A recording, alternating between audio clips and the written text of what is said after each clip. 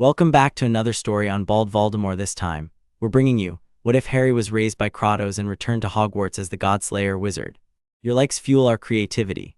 Subscribe and stay tuned. Here's the story. Chapter 1, The Ghost in the Ruins. The Hogwarts Express pulled into platform 9¾ with the usual chaos of fifth years scrambling for trunks and first years gawking at the station's vaulted ceiling. Harry Potter stood motionless in the throng, watching, not observing, watching. There was a difference. Observation was passive. This was active calculation. His gray eyes tracked the crowd's flow like a general studying terrain, noting exits, choke points, the distribution of bodies in space. A habit so ingrained it felt like breathing. He wore his school robes over a black undershirt that hung loose enough to hide muscle but snug enough not to impede movement. His trunk was small, practical, everything in it accounted for and accessible within seconds. He'd learned long ago that comfort was a luxury that got people killed. "Bloody hell, is that?" A girl in a yellow scarf nudged her friend, craning her neck. Harry didn't acknowledge them. He walked toward the ticket barrier with measured steps, letting the crowd part around him the way water parts around stone. It wasn't deliberate magnetism. It was something simpler. Everyone around him recognized, on some instinctive level, that moving into his path was a poor decision.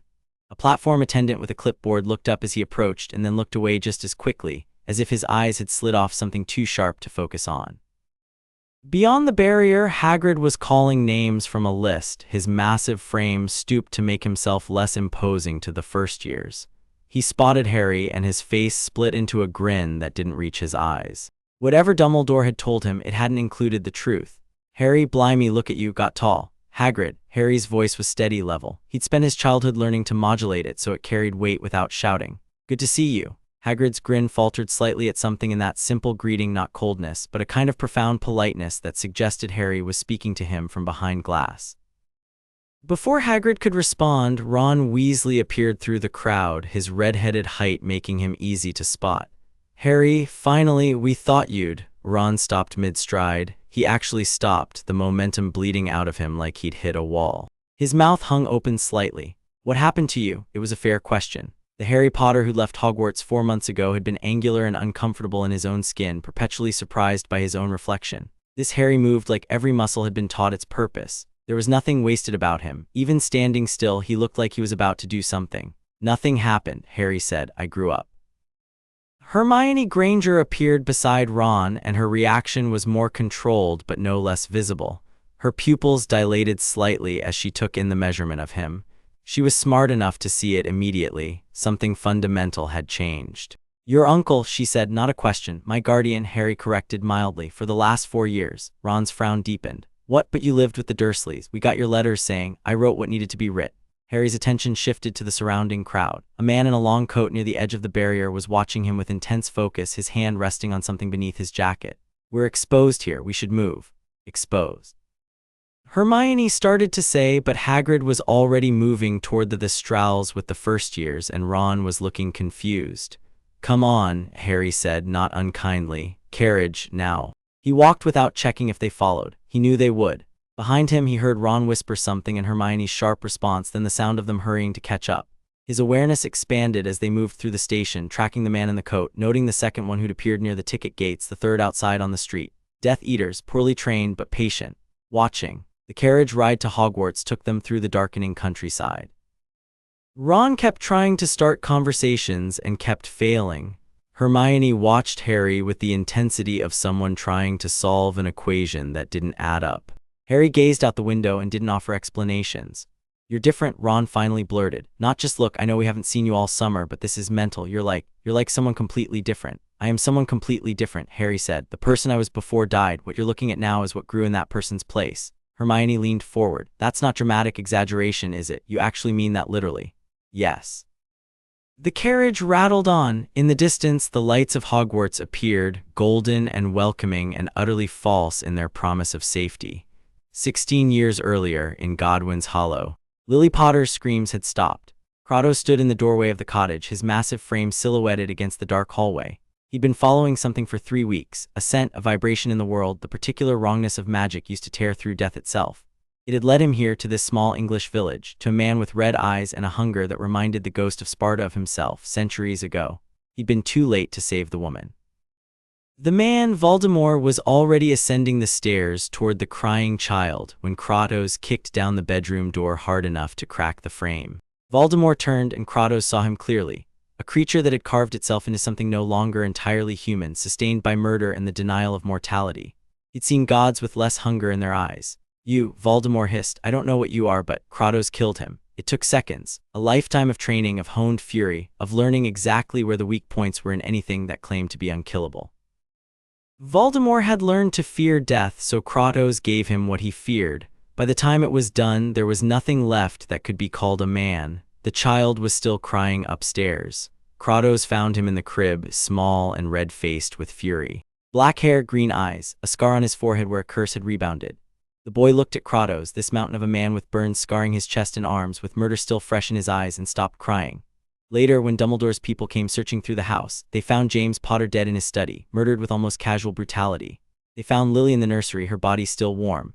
They found the crib empty and tracked magical residue that led nowhere useful.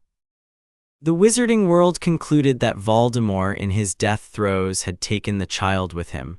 A tragedy, another casualty of war. In reality, Kratos had stepped back into the shadows with the boy and walked away from wizarding Britain entirely. The sorting feast unfolded with its predictable pageantry. The sorting hat was placed on the stool, the parchment with new first-year names was read aloud, and students filtered into their houses with varying degrees of confidence. The Gryffindor table received 3 new lions, the Ravenclaw table took 4, and so forth. Harry sat at the end of the Gryffindor bench, not at the prominent position Dumbledore had likely intended. He'd learned long ago that the power position in a room wasn't the center. It was the periphery, where you could see everything and were hardest to reach. He ate efficiently, neither gorging nor picking at his food, maintaining the appearance of a normal teenage boy while absorbing every detail of the room's layout and occupancy. Dumbledore's eyes kept finding him across the hall. They were sharp eyes, ancient and calculating, and they widened fractionally when Harry met them with complete equanimity. The old man was trying to read him, Kratos' training whispered. This was what leaders did when they encountered something they didn't understand. They tried to measure it, categorize it, determine if it was a threat or a tool. Next to Harry, Ron was barely eating, staring at his best friend like he might suddenly explain himself through sheer force of observation. "So," Ron said finally, unable to contain himself any longer, "care to tell us what's actually going on?" "Because the letters you sent this summer were normal, you know, complaining about chores and the Dursleys being unbearable, and now you show up looking like you've been trained by an army for the past 4 months. The letters were accurate," Harry said, "as far as they went." "That's not an answer." Hermione on Ron's other side was watching the exchange. "Did something happen during the summer, something the ministry should know about?" Harry turned to look at her fully, and something in his gaze made her straighten slightly. "Nothing the ministry needs to concern itself with. We're your friends," she said, and there was a note in her voice that was almost a question, asking if he still understood what that meant. "I know," Harry said, and meant it. "That's why I'm not lying to you. When I'm able to tell you more, I will. For now, you need to know that things are going to change. Things are already changing. You need to be very careful about assumptions." Ron's face went red. "Is this about Voldemort? Did he come after you?" Harry's voice was flat. "He's dead, has been dead for 16 years. But the ministry, Dumbledore, everyone says he's come back, that he has followers, that—" "He does," Harry interrupted. "All of that is true, but Voldemort himself died in this house when I was a baby. The thing that came back isn't the same man. It's close enough to cause problems, but it's not the original." Hermione's eyes narrowed. "How could you possibly know that?" Harry smiled very slightly. It was an expression that didn't reach his eyes. "Because my guardian explained it to me in detail, with proof." The feast continued. Around them, the Hogwarts student body chattered and laughed, utterly unaware that the dynamics had fundamentally shifted. By the end of the meal, both Ron and Hermione had given up trying to extract information, and Harry had established a perimeter around himself that no casual conversation was going to breach. As the students filed out toward the dormitories, Dumbledore caught Harry's eye and nodded toward his office. Harry followed without hesitation or rebellion, ascending the spiral stairs to find the old man waiting beside his desk, hands folded before him. "Sit," Dumbledore said. Harry sat, and Dumbledore began to pace slowly, his expression thoughtful. "The ministry has been quite concerned about you," Dumbledore began.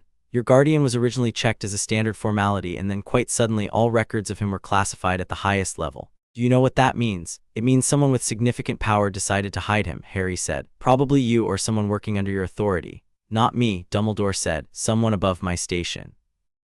"Which suggests your guardian is either extremely dangerous or extremely important, or both."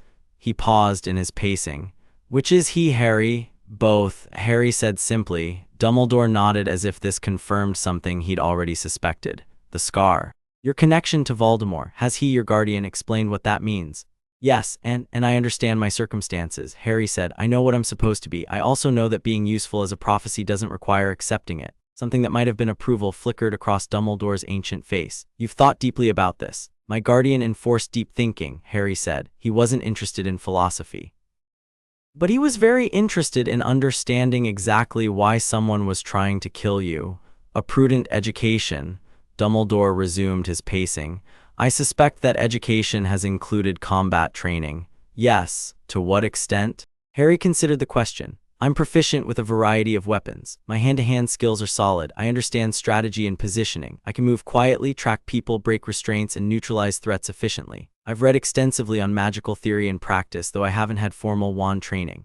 Dumbledore stopped pacing. You don't have a wand. Not yet. My guardian didn't want one.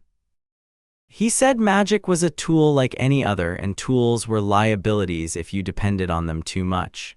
That's an unusual approach, Dumbledore said carefully, especially for a student preparing to return to Hogwarts. My guardian knew I'd receive one here, Harry said. He wanted my training in magic to be separate from my training in combat and thought. That way, if magic failed, I wouldn't be left with nothing. Dumbledore settled himself behind his desk, his blue eyes studying Harry with new intensity. He trained you very thoroughly for something specific, didn't he? Not just self-defense or general competence. You were trained for war. I was trained to survive anything, Harry corrected quietly. War was only part of that, and now that you're here at Hogwarts, a school of learning and growth and young people trying to find their way, Dumbledore's voice carried an odd gentleness. What do you intend to do with that training? Harry met his gaze directly. I intend to use it to protect people. I intend to stop anyone who tries to hurt the people I care about. I intend to end Voldemort permanently so the wizarding world can move forward without fear. Beyond that, I haven't decided. That's surprisingly practical, Dumbledore said. I expected more idealism or more rage. Idealism gets people killed, Harry said. Rage gets you killed. My guardian taught me to think clearly and act decisively. Everything else follows from that. Dumbledore was quiet for a long moment, and then he smiled. I think you're going to be very good for Hogwarts, Harry Potter. Or very destructive, possibly both. We'll have to see which. He gestured toward the door. Off you go, your friends are waiting and you have classes tomorrow. Harry stood, and at the threshold, Dumbledore called out one more time. Harry, your guardian, he would be proud of you. Harry paused. Something flickered behind his eyes, not emotion exactly, but the ghost of it.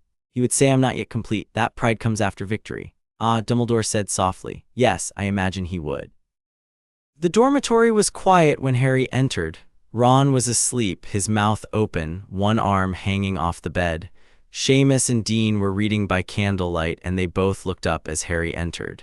Their expressions shifted from curiosity to something closer to wariness as he moved past them to his own four-poster. He changed into sleep clothes without ceremony and lay in bed, staring at the ceiling. Outside, the Scottish Highlands pressed against the castle in darkness. Somewhere out there, Death Eaters were plotting. Voldemort was consolidating power, learning whatever he'd learned in his years of hiding and reconstitution. The ministry was fragmented, defensive, unprepared. Dumbledore was old, clever, but only one person. And here, in this room, was Harry Potter, no longer a symbol or a prophecy or a victim. A weapon, a student, a person who had to choose what he would become. He reached under his pillow and withdrew a letter, already read a dozen times but still requiring review. The paper was worn at the creases, and the handwriting was harsh and angular, formed by a hand more accustomed to weapons than writing implements. Boy, you return to the place of your naming. This is your beginning, not your culmination. Do not make the mistake of thinking that what I have taught you is sufficient. It is foundation. What you build on that foundation is yours alone to decide. The man with red eyes is not yet finished. Something in this world called magic has changed him, extended him.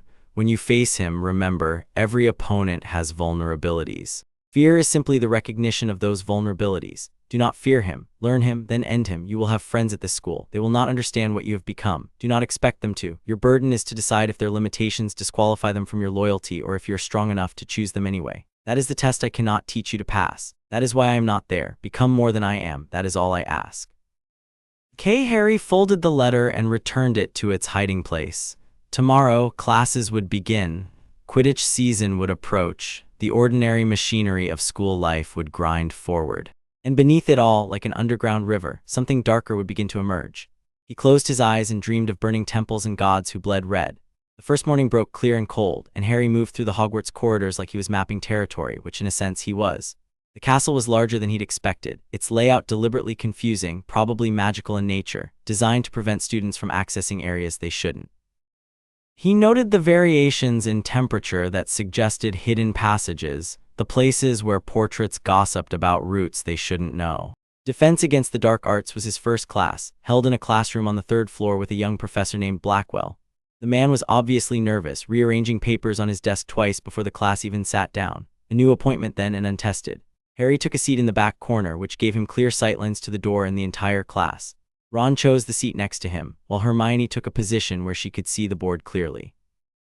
Around them, other 6th-year students settled into their familiar patterns, Slytherins on one side, Hufflepuffs scattered, Ravenclaws taking the front row. Blackwell started with a lecture on stunning spells and shield charms, the basic defensive measures taught to 6th-year students preparing for their NEWT examinations. He was competent but uninspired, clearly reading from notes he'd prepared in advance. Then he suggested a practical exercise. "I'll charm a dummy," Blackwell said, gesturing to a practice mannequin at the front of the room. "And I'd like to see who can successfully stun it before it reaches them." The dummy activated, moving with jerky, calculated movements that made it an easy target if you were expecting it. Hermione raised her hand immediately, and when called, she sent a perfectly executed red bolt that caught the dummy square in the chest. It froze, and Blackwell made an impressed noise. "Excellent form, Miss Granger, 5 points for Gryffindor." Several other students tried with varying degrees of success. A Ravenclaw girl managed it, 2 Hufflepuffs, then Ron, whose stunning spell was a bit sloppy but effective enough. "Mr. Weasley, that's passable, 4 points. Then Blackwell looked at Harry. "Mr. Potter, would you like to attempt it?" Harry stood and walked to the front of the room. He didn't retrieve his wand from his bag, he simply waited. "Your wand, please," Blackwell said after a moment. "Not necessary," Harry said. "I'm sorry." Harry moved. It was fast enough that only the most attentive students fully registered it. He crossed the distance between himself and the dummy and hit it with a precisely controlled strike that drove the magical mechanism into immediate shutdown. The dummy sagged, disabled. The class had gone very quiet. Blackwell stared at the disabled mannequin and then at Harry, his mouth opening and closing soundlessly. "I believe that constitutes successful defense," Harry said mildly. "Disabling the threat is preferable to simply stunning it. That's not in line with standard curriculum," Blackwell managed. "No," Harry agreed, "but it's effective." He walked back to his seat and sat down. Ron was staring at him with wide eyes. Hermione looked like she was recalculating something fundamental about her understanding of the world. Blackwell called on another student, his usual instructions a bit more hasty than before. After class, as they filed out into the corridor, Draco Malfoy appeared with his usual entourage, his thin face twisted into its characteristic sneer. He looked at Harry with an expression that suggested he was about to deliver something cutting and cruel. "Potter, I heard you've been making an impression. Pathetic to resort to muggle brutishness when you can't manage basic wand work." Harry looked at him, really looked at him, and Malfoy's sneer faltered slightly under the weight of that attention. "You're still alive," Harry said, as if mildly surprised by this fact. "That's good, show some sense of self-preservation at least. Keep demonstrating it and you and I won't have problems." "Threats," Malfoy's voice had gone sharp. "Is that what you think?" "Not a threat," Harry interrupted. "Advice. Take it or don't, the consequences are yours to manage." He walked past and Malfoy didn't follow. Neither did his friends. By lunch, rumors had started. Harry Potter had destroyed a practice dummy without a wand. Harry Potter had been trained by some unknown guardian in martial arts.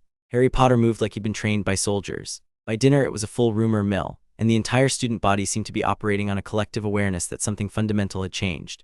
Dumbledore watched him from the head table, his expression thoughtful. In the Gryffindor common room that evening, Ron finally asked the question that had been building all day. "Who actually trained you, Harry? Because it wasn't the Dursleys. It couldn't have been." Harry sat in front of the fire, a book on magical history in his lap. He didn't look up as he answered. "Someone who understood power. Someone who understood that the world doesn't care about your feelings or your ideals, and the only thing that matters is the ability to act decisively when it matters." "That sounds mental," Ron said. "That sounds like whoever he is, he's twisted you into some kind of soldier." "Maybe," Harry said. "Or maybe he saved my life by teaching me how to keep it." Hermione came down from the girls' dormitory, and Harry could see that she'd been researching. There were books with her, books on martial combat, on physical conditioning, on disciplines that had nothing to do with wands or spells. "Your guardian," she said, settling into a chair near them. "He's not someone the Ministry has any record of. I checked the restricted sections, the actually restricted ones, not the ones Filch watches. There's nothing, but there are rumors in some of the older texts about something called the Ghost of Sparta. A man who killed gods, who walked away from war and disappeared. Harry turned a page in his book without responding. That's him, isn't it? Hermione pressed. That's actually who trained you. The Ministry's ignorance of someone isn't proof of anything, Harry said, but if they want to know, they're welcome to ask. They won't ask, Hermione said, because they're afraid. Whatever your guardian is, whoever he is, he's significant enough that when his records came up, something shut them down immediately. That's high-level action. That's people with serious power saying don't investigate this. Then they made the right choice, Harry said simply. Over the next few weeks, Harry settled into the patterns of Hogwarts with the efficiency of someone moving through a well-known system.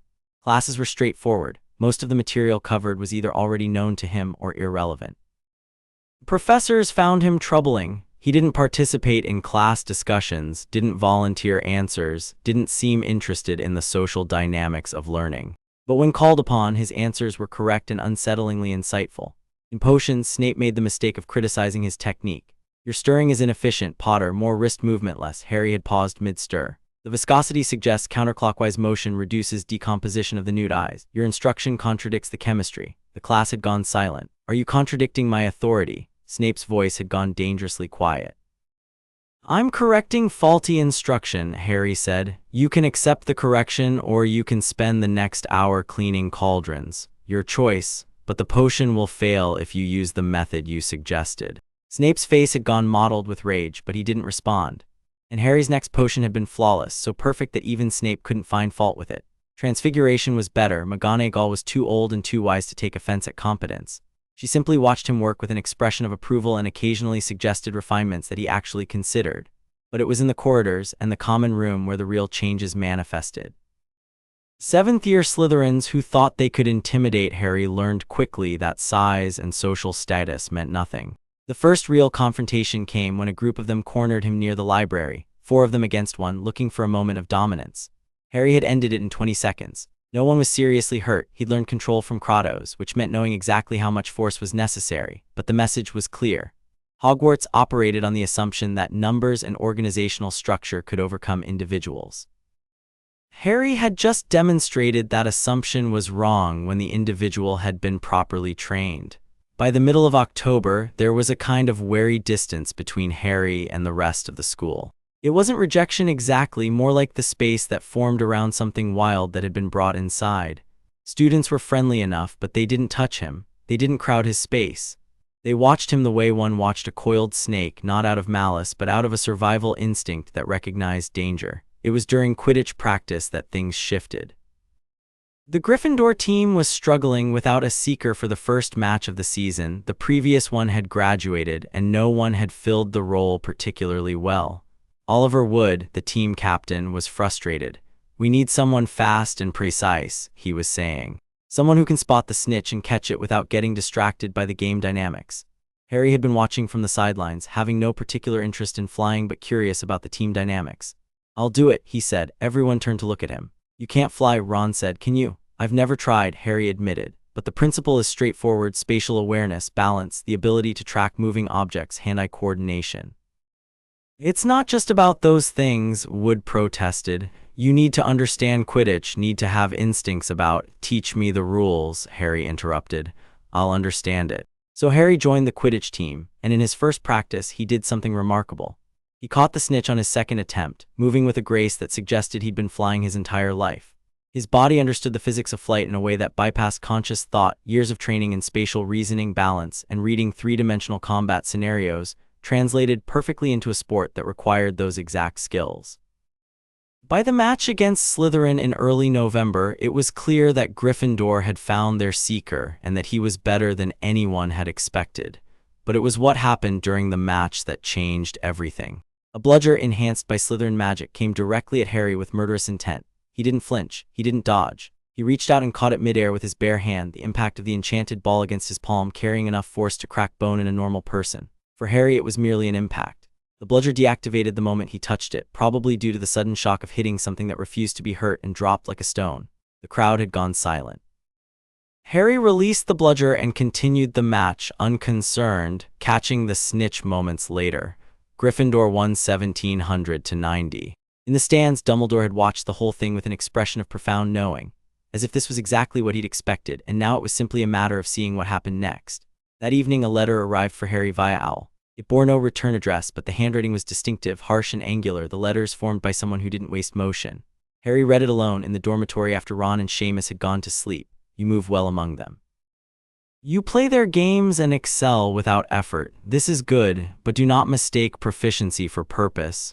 You are there to prepare, not to integrate. Events are beginning. I feel it. The world shifts. The man who should have died is gathering power again. When the moment comes, you will not hesitate. You will not doubt. This is what I have given you. Do not waste it on sentiment, but also do not waste it on cruelty. There is a difference between necessity and indulgence. Remember this. Harry folded the letter and burned it in the dormitory fireplace, watching the paper blacken and curl until nothing remained.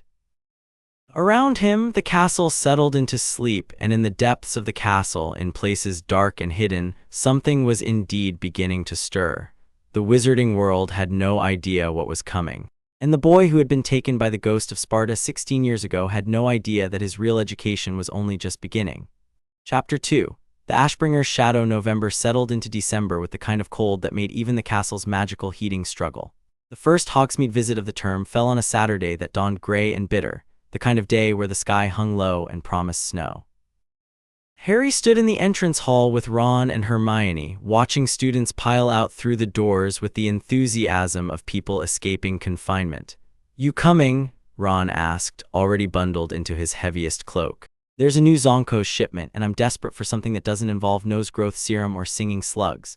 "No," Harry said, "I'm going to the library." Hermione's eyebrows rose slightly. "The library on Hogsmeade weekend. There's a section on curse theory I want to examine." "Right, because that's normal Saturday activity," Ron said, but he was already heading toward the carriages. "You're lost, mate. There's supposed to be new butterbeer at the Three Broomsticks." Harry watched them go, then turned and headed deeper into the castle. The truth was more complicated than a simple lie. He was going to the library, but not for the cursory study he'd implied. There was something wrong with the Ministry's records on Voldemort's original rise to power, something that didn't align with what Kratos had taught him, and he intended to find out what. The restricted section was maintained by Madame Pince with the intensity of someone guarding an armory. Harry had been granted access weeks ago, Dumbledore's doing, presumably, but he'd been cautious about using it. Today, caution seemed less important than answers. He was 3 hours into research, surrounded by books that detailed dark magic, necromantic theory, and the particularly disturbing field of soul manipulation, when he heard the commotion. It started as a distant sound, carried through the castle's corridors like an echo of violence. Harry's entire body went alert, years of training activating in an instant. He was on his feet before consciously deciding to move, books forgot. The sound resolved into screaming, real panic screaming, the kind that came from genuine terror. It was coming from the direction of Hogsmeade. Harry ran. He took the stairs 3 at a time, his body moving with the precision of someone who'd trained for exactly this kind of response. Other students were emerging from classrooms, confused and concerned, but they moved aside when they saw him. There was something in his movement, in the absolute certainty of his direction and purpose, that made people instinctively defer to him. The entrance hall was chaos. Students were streaming back through the doors, many of them bloodied or in shock. Professors were trying to organize them to establish order, but the panic was too fresh, too raw. Harry grabbed a first-year girl who was sobbing uncontrollably. "What happened?" His voice was calm, cutting through her hysteria like a blade. "Death Eaters," she gasped. "They were just there in Hogsmeade, and they started attacking people, and they were saying they were looking for someone, and they had wands, and they were killing." Harry released her and turned to find McGonagall emerging from her office, her expression grim. She saw him immediately. "Potter, good, we need to know the extent of the damage. I'm sending out teams." "I'll go," Harry said. "Absolutely not, you're a student." "This is a matter for it," but Harry was already moving past her, through the doors, out into the cold afternoon. Behind him, he heard McGonagall calling his name, but he was already beyond hearing. His awareness had expanded into something larger than Hogwarts, reaching out toward Hogsmeade like a hunter locating prey. The village was a ruin of overturned market stalls and blood. There were bodies, some of them still moving. The smell of magic hung in the air, that particular burnt ozone reek that came from hexes and curses and wands pushed to their limits. There were maybe 30 Death Eaters still visible, and they were conducting some kind of systematic search through the village, kicking down doors, pulling people from buildings. Harry walked down the main street, and none of them noticed him until he was close enough to touch. The first one to see him was a woman with a scarred face and mad eyes. She opened her mouth to shout a warning, and Harry moved. He didn't use a wand, he didn't use magic. He crossed the distance between them and broke her jaw with a precise strike that left her unable to make any sound except a wet gurgling. She fell and the others finally registered that something was wrong. Potter, one of them screamed, a rotund man with Death Eater's marks visible on his arm. It's Potter. The group moved on him and Harry met them like a wave breaking against stone. There were 6 of them in the immediate area, wands raised, curses on their lips. Harry responded with the economy of motion that Kratos had drilled into him, moving between them like he was dancing a choreography only he could hear. A curse flew past his ear, Crucio probably meant to drop him in agony. He was already moving, already inside the caster's guard. The man barely had time to react before Harry's palm strike connected with his sternum, collapsing his lungs and sending him sprawling backward. The next caster sent a cutting curse that Harry slipped under, closing distance and striking with controlled fury that broke the man's wand arm in 2 places. It was over in 30 seconds. 6 Death Eaters on the ground, varying degrees of disabled. Harry wasn't breathing hard. His heart rate hadn't elevated significantly. He was moving toward the next group when auras began appearing, Portkierin from the Ministry, their wands raised and their expressions furious. "Hands up," one of them shouted. Now, Harry raised his hands, empty palms showing, and let them secure him. The auras were professionals, they knew Death Eaters when they saw them, and Harry was covered in blood that wasn't his and surrounded by very disabled attackers. They bound his hands with magical restraints and began interrogating him, all while trying to figure out how a 16-year-old student had disabled a quarter of a Death Eater death squad. "How many?" the lead aura, a woman with steel gray hair, demanded. 6 in this area, Harry said. "There were others, I didn't pursue them." "You engaged Death Eaters without weapons, backup, or authorization." "I was here," Harry said simply. "They were attacking people, I stopped them." "That's not how law enforcement works, boy. You could have been killed. You have no training." "No, I have training," Harry interrupted. His voice was mild, conversational, but something in it made the aura stop. "My guardian made sure of that, and I'm not dead." An older aura, someone with the bearing of rank, appeared out of the crowd. He looked at Harry with eyes that had seen too much and assessed him with the competence of someone who'd been doing this for decades. "Release him," the older aura said. "Sir, he engaged without authorization, and he disabled half their team single-handed," the older man said. "Release him. This boy just did more damage to Death Eater operations than we've managed in 6 months." The restraints fell away and Harry lowered his hands. "Name's Aura Thorn," the older man said. "I'd like to know exactly who trained you, Potter, because it wasn't the Dursleys and it wasn't standard Hogwarts curriculum." "My guardian," Harry said. "He's retired from public life. I doubt he'd appreciate me discussing his background with the Ministry." "Retired, is he?" Thorn smiled, and it was the smile of someone who just confirmed something he'd suspected. "That would be the Ghost of Sparta, then, the man who disappeared about 16 years ago, the one with a killing record that reaches back centuries." "I couldn't say." "No, you couldn't," Thorn agreed, "but you don't have to. The fact that you're standing here undamaged with a half-dozen Death Eaters at your feet tells me everything I need to know. That's good work, Potter. That's solid work. We could use people like you." "I'm not interested in the Ministry," Harry said. "Not yet," Thorn said, and there was something knowing in his gaze. "But you might be when you get tired of school, when you've got more of a handle on what you actually are. Come find me, we could do business." Behind them, more auras were collecting the Death Eaters, binding them, preparing them for transport to the Ministry. The chaos of Hogsmeade was being sorted into order. The dead were being catalogued, the injured were being treated, and Dumbledore was walking toward him, his expression unreadable. The headmaster's office was quiet and controlled, which meant he was furious.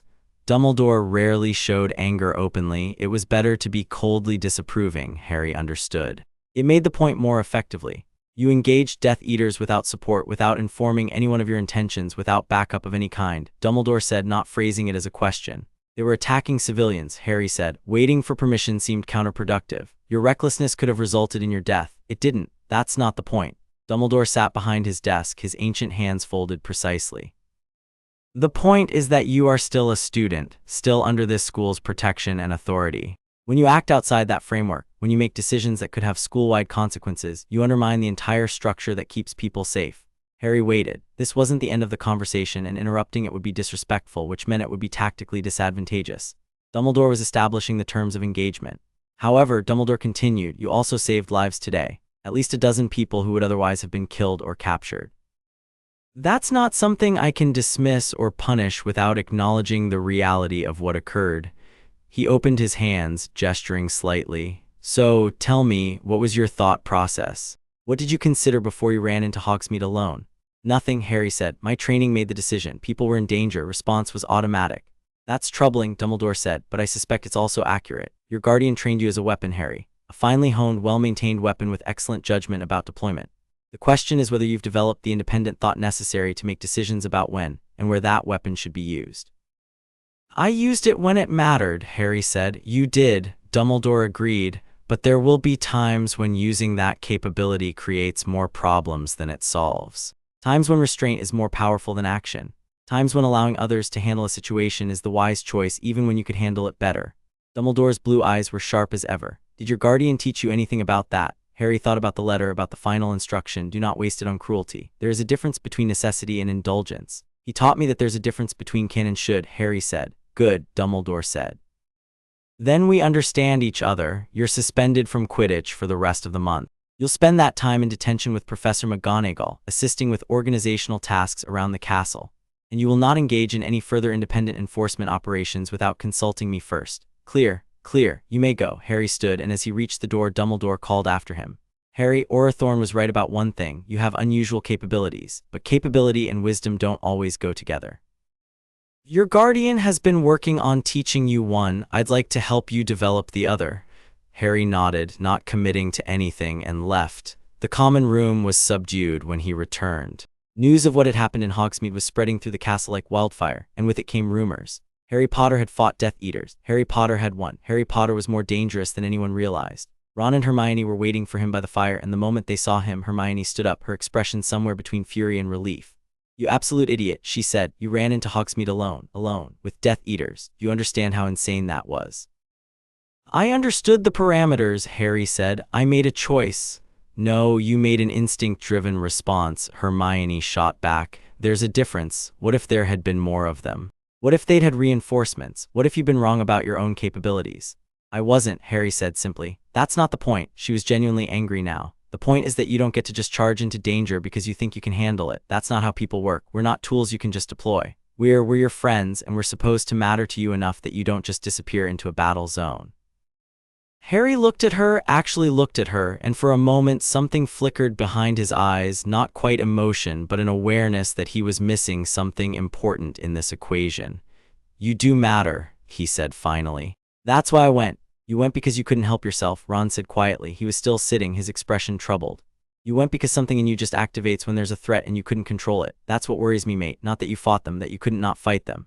Harry didn't respond immediately, because Ron was right. Kratos had trained him to respond to threats automatically, to move from assessment to action with no intermediate step. It was excellent for survival, it was terrible for judgment. I'll be more careful, he said finally. It wasn't entirely true, but it was the right thing to say. Hermione deflated slightly, dropping back into her chair. You scared us, you were there and then you were gone and then there was screaming and we didn't know if you were alive. I'm alive, Harry said. I'm always going to be alive. You can't promise that, Hermione said, no matter how good you are. Harry didn't argue because she was right about that too. Death was always possible. Kratos had taught him to make death less likely but not impossible. The Ghost of Sparta had himself spent centuries learning that bitter lesson. Over the next few weeks, something shifted in the school's collective consciousness regarding Harry Potter. He was no longer just the boy who lived, the famous student who'd survived Voldemort's curse. He was something more immediate and visceral. He was the person who'd fought Death Eaters in Hogsmeade and won. Stories grew and changed and evolved. Some said he'd taken on 20 of them. Some said he'd used magic so powerful it had left scars on the very earth. Some said he was half god, which was funny in its inaccuracy. The attention was mostly annoying. Harry ignored most of it, but there was an undercurrent to the fascination that was troubling, a sense that students were waiting to see what he would do, expecting him to be extraordinary, almost hoping he would do something dramatic. He began eating fewer meals in the Great Hall, preferring the solitude of his dormitory or odd corners of the castle where the crowds were less dense. Draco Malfoy and his friends had stopped engaging him entirely, which was interesting. The Death Eater families were reconsidering their positions now that there was evidence of serious opposition to their plans. In defense against the dark arts, Professor Blackwell had become visibly nervous around him. Their interactions had shifted from educational to something more like a master interacting with a dangerous artifact he wasn't entirely sure how to handle. Snape, on the other hand, had become sharper in his criticism, as if deliberately testing to see what Harry's response threshold was. Harry responded by simply being correct in every interaction, removing any avenue for legitimate criticism. It was in Charms that the real conflict emerged. Professor Flitwick was well respected among the faculty and students, known for his fairness and his genuine love of the subject matter. He was also quite elderly, and his reaction to Harry's presence was to carefully observe him without making assumptions. This made him unusual, and Harry appreciated it. But during one particular lesson on Patronus charm theory, Flitwick made a comment that caught Harry's attention. The Patronus, Flitwick said, his voice carrying easily through the classroom despite his diminutive stature, is unique among charms in that it requires not just magical power or technical precision.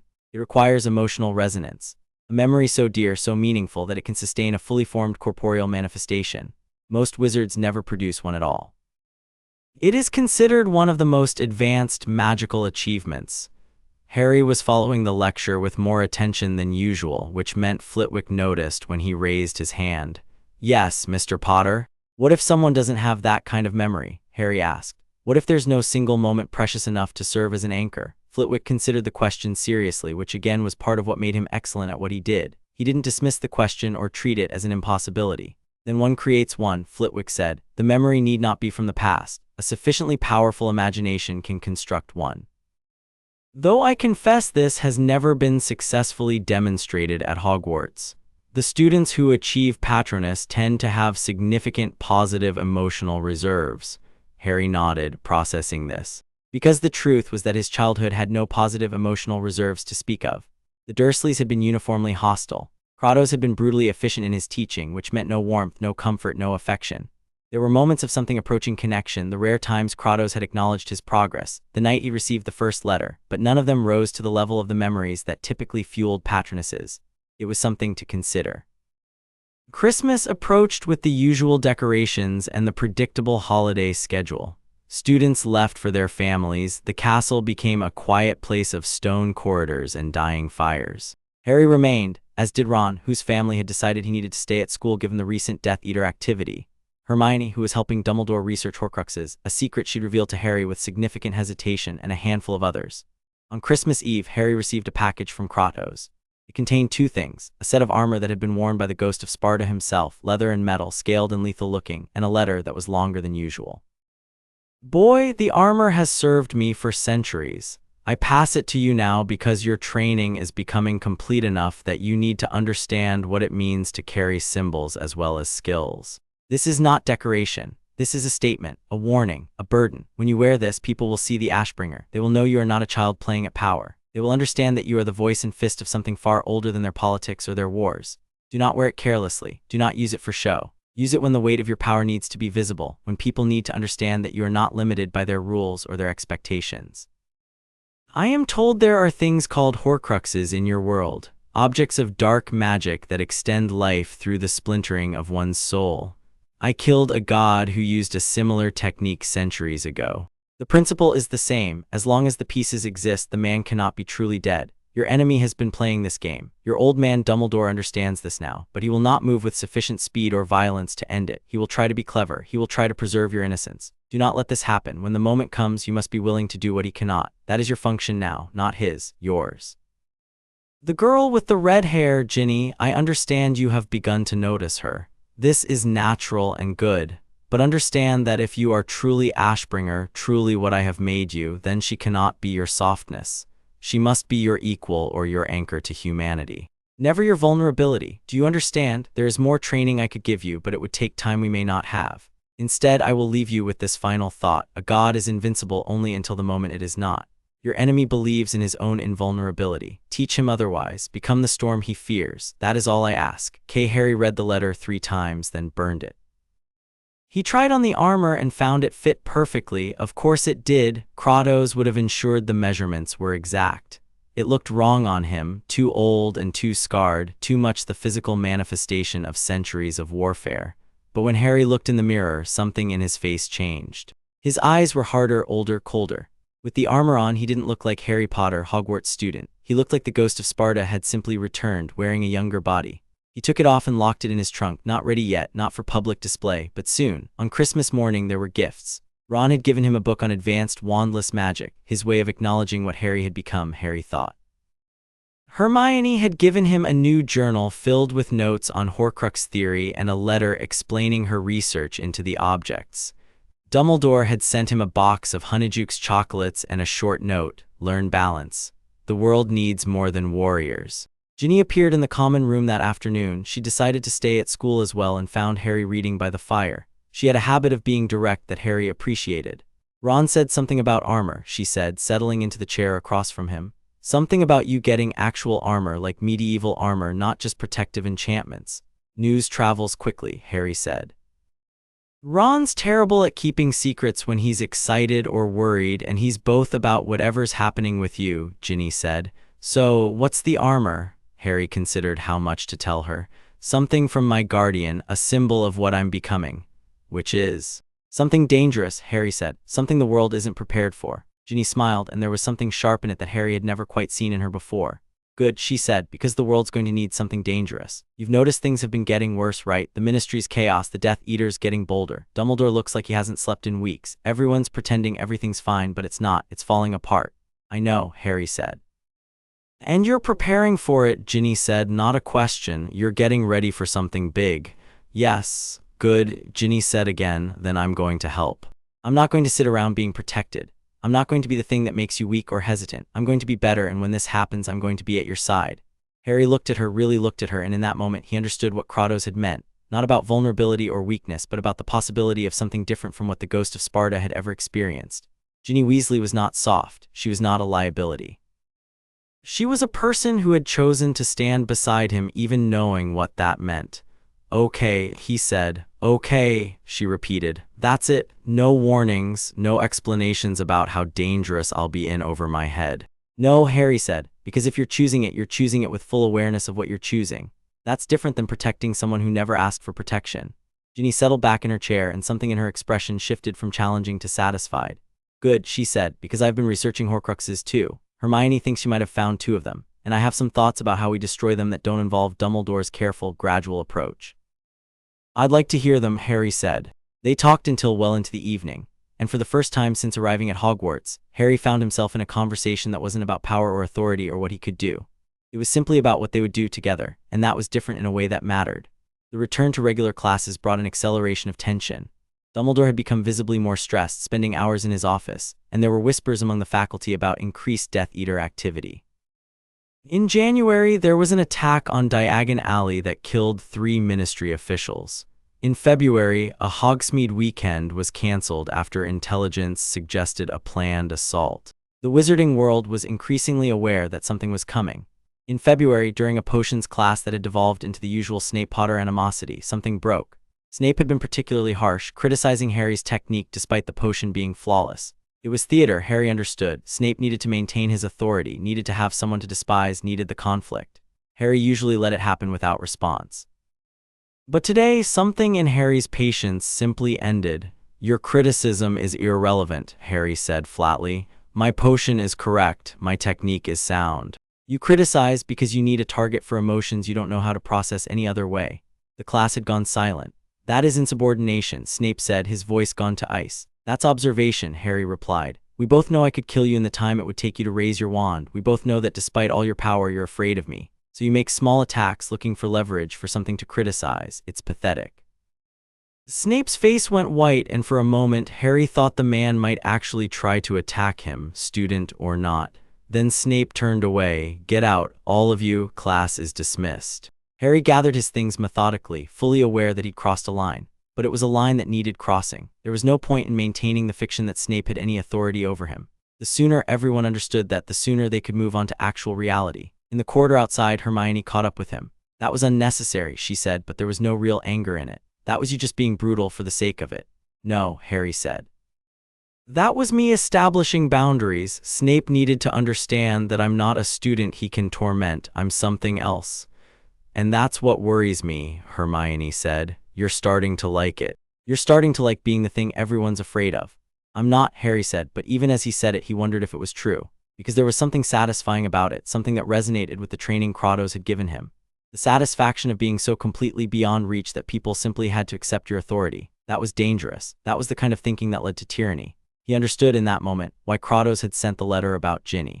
Because without something else, without something to ground him in humanity, he could become something worse than Voldemort, not driven by fear of death, but by the simple certainty that he was better than everyone else. March brought the discovery of the first Horcrux. Hermione had been researching in the restricted section for weeks, and she'd found a reference in an obscure text to Tom Riddle's existence before his rise to power. Cross-referencing with Harry's limited knowledge of Voldemort's origin, she determined that Riddle had created a diary, one that had been possessed by a girl during Harry's second year. "It's still in the headmaster's office," Hermione explained, spreading her research across a table in the empty library. "It was confiscated after the events with the Chamber of Secrets. If it's a Horcrux, then destroying it is our first step." "Can you destroy it?" Harry asked. "That's the issue," Hermione said. "Horcruxes are protected by dark magic. You can't use conventional destruction. They need to be destroyed by something equally powerful, a basilisk fang, fiendfire, or something similar. We're researching the options, but each one is problematic." Harry listened to her outline the problems, and then he did something that surprised her. "I'll destroy it," he said simply. "How?" "I don't know yet, but I'll find a way." Hermione stared at him. "You understand that we haven't even confirmed it actually is a Horcrux, right? We might be researching something that turns out to be nothing." "Then I'll destroy nothing," Harry said, "and we'll move on to the next piece." There was something in his certainty that made Hermione stop arguing, because she started to understand that Harry had moved past the point where conventional magical theory applied to him. He wasn't bound by the same limitations as other wizards. His training, his power, his fundamental difference, they all meant he operated under different rules. "We need to tell Dumbledore," Hermione said. "No," Harry said, "not yet, not until we have a complete picture. Dumbledore will want to be careful to plan to move methodically. I'll move fast. And if you're wrong, if destroying it does something catastrophic, then I'll be wrong," Harry said. "But waiting guarantees nothing except giving Voldemort more time to consolidate power." Hermione wanted to argue, but she understood that there was no point. Harry had made his decision. All she could do was make sure he had good information when he made his move. By the end of March, the atmosphere in the castle had shifted again. There was an underlying fear that hadn't been there before, a sense that something was approaching. Professors moved with increasing tension. Dumbledore looked like he'd aged 5 years and 3 months, and Harry moved with increasing calm, as if all of this was simply the inevitable conclusion of something that had been set in motion years ago. Ginny found him on the castle grounds one evening, standing at the edge of the Black Lake, looking out at the water with his expression distant and focused. "You're getting ready," she said, coming to stand beside him. "Actually getting ready for something. I can feel it." "Yes," Harry said. "Soon, soon." Ginny nodded, as if this confirmed something she'd already suspected. "Then I need to be better, faster, stronger. Will you train me?" Harry looked at her. "That could kill you. My guardian's methods are brutal." "Good," Ginny said. "I don't want training that's comfortable. I want training that works." He smiled very slightly. "Okay, we start tomorrow." Behind them, the castle settled into evening, and somewhere in its depths, Dumbledore was learning the same things Harry already knew. The world was changing. War was coming, and the boy who lived had become something far more complicated than legend suggested. Chapter 3, Blood and Ghosts. The training began before dawn, in a hidden courtyard on the castle's eastern edge that Harry had discovered weeks earlier. Ginny arrived with her hair tied back and her expression set with determination, and Harry wasted no time on preliminaries. "You're going to be exhausted," he said. "You're going to hurt. You might hate me by the end of this." "Are you sure?" "Yes," Ginny said. Harry nodded and moved. He didn't hit her, not yet, but he showed her what it meant to fight someone who didn't telegraph their movements, who understood the three-dimensional space of combat in ways that went beyond instinct. He showed her how quickly things could go wrong, how a momentary loss of focus could be fatal. He showed her what it felt like to be utterly outmatched. By the time the sun rose, Ginny was breathing hard, covered in sweat and dirt, and her muscles were shaking with exhaustion. She'd managed to land approximately 0 strikes against Harry, but she was still standing. "Tomorrow we add conditioning," Harry said, "and the day after that we add weapons training. Your body needs to adapt." "How long?" Ginny asked, her voice hoarse. "How long until I'm actually useful?" "Months," Harry said. "But you'll improve faster than most because you don't have bad habits to break. Months of real training is better than years of half measures." Ginny nodded, accepting this, and limped toward the castle for breakfast. Over the next week, the rhythm of the school incorporated this new element. During the day, Harry attended classes and maintained the appearance of normalcy. During the night, he worked with Ginny in the hidden courtyard, pushing her past her limits, teaching her the principles Kratos had taught him. It was brutal and effective, and by the end of the first month, Ginny was faster, stronger, and beginning to understand the tactical thinking that separated warriors from people who simply knew how to fight. Ron noticed eventually. He found Harry emerging from the library one afternoon covered in dirt and looking thoroughly annoyed. "What happened to you?" Ron asked. "Training," Harry said shortly. "Training what? Combat with who?" Understanding dawned on Ron's face. "Ginny, you're training my sister in combat." "Yes, without telling anyone, without asking permission." "She asked me," Harry said. "She was clear about what she wanted." That doesn't mean, Ron started and then stopped, because he actually understood that he didn't have standing to forbid his sister from anything. Ginny was 17, fully capable of making her own choices. And if she'd chosen to train with Harry, that was her choice to make, but it worried him. What happens when this is over? Ron asked. When whatever you're preparing for actually happens. She's going to be involved, isn't she? You're training her so she can be involved. Yes, Harry said. Ron looked away, his expression troubled. I don't like it. I know, Harry said, but it's necessary, and she chose it. In April, Hermione brought Harry a solution to the Horcrux problem. Basilisk venom, she said, sliding a sealed container across the library table. It's ancient, extremely potent, and there's a supply in Hogwarts that dates back centuries. If we expose the diary to even a trace amount, the Horcrux should be destroyed. How did you acquire this? Harry asked, handling the container carefully. Better you don't know the details, Hermione said. But let's just say Dumbledore's office has remarkably lax security when you know what you're looking for. The basilisk that killed a student in Harry's second year left venom behind, and it's been stored in a containment ward ever since. Harry smiled slightly. You broke into the headmaster's office. Metaphorically, Hermione said, and ethically, since the goal was to destroy dark magic. So can you do it? Yes, Harry said. When? Soon. But Harry, Hermione leaned forward. When you destroy the diary, Dumbledore will know something's happened. Horcruxes are connected to their creator. He might feel it. The Ministry might sense it. You need to be prepared for consequences. I'm always prepared for consequences, Harry said. But he wasn't, not entirely. His consequences had a way of being more complex than simple cause and effect, especially in a place like Hogwarts where everything was connected to everything else through layers of magic and history and political obligation. He chose the night of the Quidditch match against Ravenclaw, a night when the castle would be distracted, when attention would be focused on the pitch rather than interior security. Harry retrieved the diary from Dumbledore's office with the ease of someone moving through familiar territory, and he took it to the room of requirement, which Hermione had shown him months earlier. The room manifested as a simple stone chamber with a single stone table. Harry placed the diary on the table and opened the vial of basilisk venom. Last chance to walk away, he said to the empty room, though he wasn't sure who he was addressing, himself perhaps, or Kratos, or some vestige of conscience that Kratos had failed to fully erase. He poured the venom over the diary. The reaction was instantaneous and violent.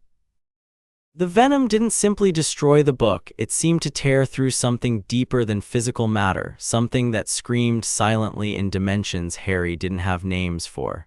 The diary turned black, then gray, then crumbled into ash that dissolved into nothing. And in that moment, Harry felt something break. It wasn't pain exactly. It was more like a fundamental wrongness, a rupture in the fabric of something larger than himself. For a moment his vision doubled and he saw two places at once, the room of requirement and somewhere else, somewhere dark and writhing with power. He saw Voldemort's consciousness recoil as it registered the destruction of one of its anchors. Then the moment passed and Harry was alone in the stone chamber, breathing hard, understanding for the first time the fundamental connection between hunter and hunted. Voldemort would know now. The Dark Lord would understand that someone was actively moving against him, and moving with knowledge of his secrets. War had just become personal in ways that went beyond prophecy or history or blood magic. Harry burned the ash and left the room of requirement, moving through the corridors with purpose. He needed to reach Dumbledore before the old man realized what had happened and jumped to his own conclusions. He found Dumbledore in the courtyard, watching the Quidditch match from a distance, his expression troubled. The headmaster turned as Harry approached, and something in his ancient eyes shifted, a recognition that something had changed. You did something, Dumbledore said. It wasn't a question. I destroyed one of Voldemort's Horcruxes, Harry said simply. A diary, the one from his interactions with Tom Riddle's past. Hermione identified it. I destroyed it. Dumbledore's face went very still, without consulting me, without approval or coordination. Yes, do you understand what you've done? Dumbledore's voice was sharp. Horcruxes are dangerous artifacts, and destroying them has consequences we don't fully understand. You should have waited. You should have informed me. If I'd waited, more people would have died, Harry said. Voldemort gains power every day. Every moment we hesitate is a moment he uses to consolidate his hold on his followers. I moved when I could. I'll continue moving. You're a student, Dumbledore said, and there was something like anger in his voice now. You're not a soldier, you're not an Auror, you don't have the training or the authority to make decisions about dark magical artifacts. I have exactly the training I need, Harry said calmly. And the authority comes from the fact that I'm willing to act when others hesitate. That's how authority works. That's how it's always worked. Dumbledore turned away, his hands clasped before him, and Harry could see the old man wrestling with something, anger, fear, recognition, all of it tangled together. Voldemort will have felt that, Dumbledore said finally. The destruction of a Horcrux creates a psychic shock through his connection to it. He knows you're moving against him now. He understands that you have knowledge you shouldn't have. Good, Harry said. He needs to know he's not invincible. He needs to be afraid. Fear makes him desperate, Dumbledore said. Desperate men make poor decisions, but those poor decisions often involve lashing out with violence. I'm counting on it, Harry said. Dumbledore turned back to face him, and his expression was complex, part approval, part genuine sadness. You've begun to think like a weapon, Harry. I was hoping you wouldn't. I was hoping that your time here at Hogwarts would help you become more than what your guardian made you. I haven't become less, Harry said. I've become more complete. I've learned that weapons can have choice, that I can be what Kratos made me and also something else. But pretending I'm not what I am doesn't change the fundamental truth. I'm dangerous, I'm effective, and right now that's what the world needs. Perhaps, Dumbledore said, but it's a dangerous path, Harry. Power has a way of corrupting even the best intentions. I know, Harry said. That's why I have people who matter to me. That's why I have you. That's why I have Ron and Hermione and Ginny. They keep me human. They keep me from becoming nothing but the thing Kratos made. Dumbledore studied him for a long moment, and something shifted in the old man's expression, a kind of acceptance perhaps, or simply an acknowledgement that this particular student had moved past the point where traditional mentorship applied. There are 6 more Horcruxes, Dumbledore said finally. 6 that we know of. One is Nagini the snake. One is, I believe, a cup that belonged to Helga Hufflepuff. One is Rowena Ravenclaw's diadem, which was lost years ago in the Room of Requirement. One is a locket of Salazar Slytherin's. One is a ring that I've already examined. And one is Voldemort himself, the piece of his soul that continues to animate his body. How do you destroy the last one? Harry asked. By killing him, Dumbledore said, truly killing him, and that, I'm afraid, requires more than physical might. It requires understanding the nature of his immortality and the magical structures that support it. Then we find a way to do both, Harry said. Dumbledore nodded slowly. Yes, I suppose we do. But Harry, from this moment forward, you work with me on this. No more solo operations, no more secret planning. We coordinate, we plan, we move together. Can you agree to that? It wasn't a question of choice, Harry understood. It was a condition for Dumbledore's continued cooperation and support, and he needed both. Yes, Harry said. That night a letter arrived. It came via an owl Harry didn't recognize, the kind of magical delivery that bypassed the usual Hogwarts security measures. The envelope bore no address, no marking, but Harry knew who it was from before he opened it. Boy, you have begun. Good. The destruction of the first piece shows you understand necessity. But understand this, your enemy is not yet aware of his full vulnerability. When you have destroyed more of his anchors, when you have cost him pieces of his immortality, he will emerge. He will come for you. He will bring everything he has. This is when you will discover if everything I have taught you is sufficient. This is when you discover if you're truly ready. I cannot help you. The rules that bind me prevent it, but I can tell you this. There are weapons in the world that can kill things that cannot die. There are magics older than Voldemort's power. There are forces that predate the civilization he was born into. Seek them out. Master them. Use them. The girl continues to improve. She will be useful when the moment comes. Do not let her die. If she dies because you were careless, I will make your remaining years very uncomfortable. The old man Dumbledore is wise but limited. He was born in a different age. He does not understand that mercy to enemies is cruelty to the innocent. Remember this when the time comes to make hard choices. Become the storm, that is your function now. Harry read the letter twice, then burned it. Because Kratos was right about one thing, there was a decision point approaching. A moment when Harry would have to choose between being the weapon he'd been trained to become and being something more. And he wasn't sure which choice would save more lives in the end. He found Ron in the common room, reading a book on advanced dueling techniques with obvious frustration. I'm never going to be as good as you are, Ron said without preamble. I know that. Everyone knows that, so what am I supposed to do? Just watch from the sidelines while you and Ginny and Hermione do everything? No, Harry said, settling into the chair across from him. You're supposed to be the one who reminds me why I'm doing this. You're supposed to be the thing that keeps me sane when everything else is falling apart. Ron looked up, surprised. That's it, that's my role. That's the most important role, Harry said. I can fight, Ginny can fight, Hermione can research and plan. But someone needs to be the anchor. Someone needs to be the reason that all of this matters. That's you. That sounds like you're trying to make me feel better about being less useful, Ron said. I'm telling you the truth, Harry said. Kratos taught me how to fight. He taught me strategy and discipline and how to think like a weapon. But he couldn't teach me why any of it mattered. That took people like you. That takes friendship and loyalty and the choice to stand beside someone even when it's dangerous. Ron absorbed this, turning it over in his mind. So if I'm the anchor, then I need to be ready. Because anchors are what things pull against when they're trying to escape. Yes, Harry said. Then teach me, Ron said. Not how to fight like you fight, but how to fight like me. How to be useful in my own way. So Harry began training Ron in ways that were different from how he trained Ginny. Ron would never move like Ginny did, would never have her natural grace or her willingness to push past pain. But Ron had endurance and he had tactical thinking and he had the ability to absorb hits and keep moving. Harry refined those things, molding Ron into something approximating a capable fighter, not excellent, but competent enough to survive what was coming. By the end of April, a new dynamic had established itself. During the day, they were students, attending classes, maintaining the appearance of normalcy, participating in school life.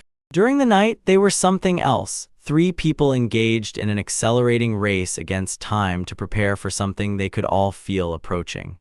Hermione continued her research, working through Dumbledore's notes and cross-referencing them with obscure texts in the restricted section. She'd identified 2 more Horcruxes with probable locations, the diadem in the Room of Requirement and the locket in the Department of Mysteries, where it had been catalogued as an artifact but not recognized for what it truly was. We can get to the diadem, Hermione said, spreading a rough map of Hogwarts across their study table. The Room of Requirement is theoretically accessible. The locket, that's going to require a trip to the Ministry. We can't do that without drawing attention.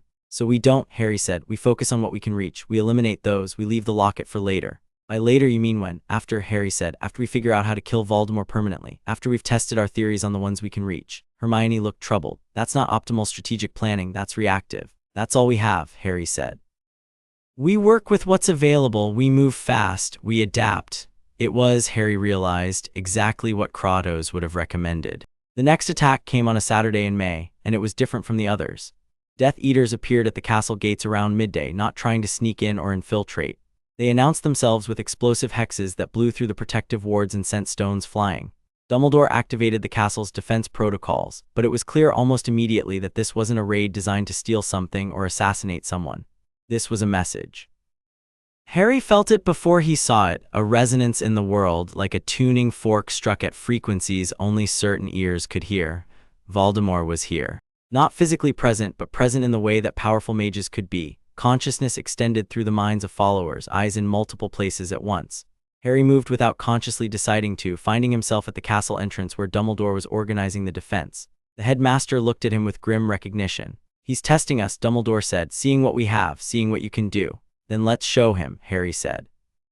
The battle that followed was nothing like the chaos of Hogsmeade. This was organized, systematic, designed to reveal capabilities and test defenses. Harry moved through the Death Eaters with the precision Kratos had drilled into him, and for the first time in his life, he did something he'd been holding back from doing. He killed them. Not all of them, but a significant number. When a Death Eater came at him with a killing curse, Harry didn't dodge and disarm. He moved through the hex and broke the man's neck. When another tried to retreat, Harry caught them and ended them with clinical efficiency. When a third attempted a desperate last stand, Harry recognized the move and eliminated the threat before it could develop. By the time the battle ended, 7 Death Eaters were dead and the message was sent. The boy who lived had become something far more dangerous than a symbol. He'd become a weapon that actually worked. In the aftermath, as Dumbledore was organizing the wounded and the dead, he found Harry standing alone in the courtyard looking at his hands. That was necessary, Dumbledore said quietly. I know, Harry said, but it's also a line I can't uncross. They know now what I'm capable of. They know I'm willing to kill. Voldemort knows. Yes, Dumbledore said, and what do you think he'll do with that knowledge? He'll adapt, Harry said. He'll try to find ways to limit me or neutralize me. He'll accelerate his plans. He'll force us to move faster than we want to. Probably, Dumbledore agreed, but he will also be afraid, and a Dark Lord who's afraid makes mistakes, so perhaps this is good timing. Dumbledore walked away, leaving Harry alone with his hands and his choices and the weight of what he'd become. That evening, Ginny found him on the castle roof, looking out at the forbidden forest in the gathering dusk. You killed them, she said. It wasn't a question. Yes. How does that feel? Necessary, Harry said, but also wrong, because now I know what it feels like and part of me wanted to keep doing it. Part of me understood in that moment exactly why Kratos spent centuries as he did. Ginny sat down beside him, close enough that their shoulders were nearly touching. Did Kratos feel guilty? I don't know, Harry said. I don't think he did. I think he learned to accept it as simply what he was and what he did. That scares me more than anything else, because I'm starting to understand him. And I'm starting to understand that the line between justice and cruelty can get very blurry very quickly. Then don't cross it, Ginny said. Stay on the justice side. Stay human.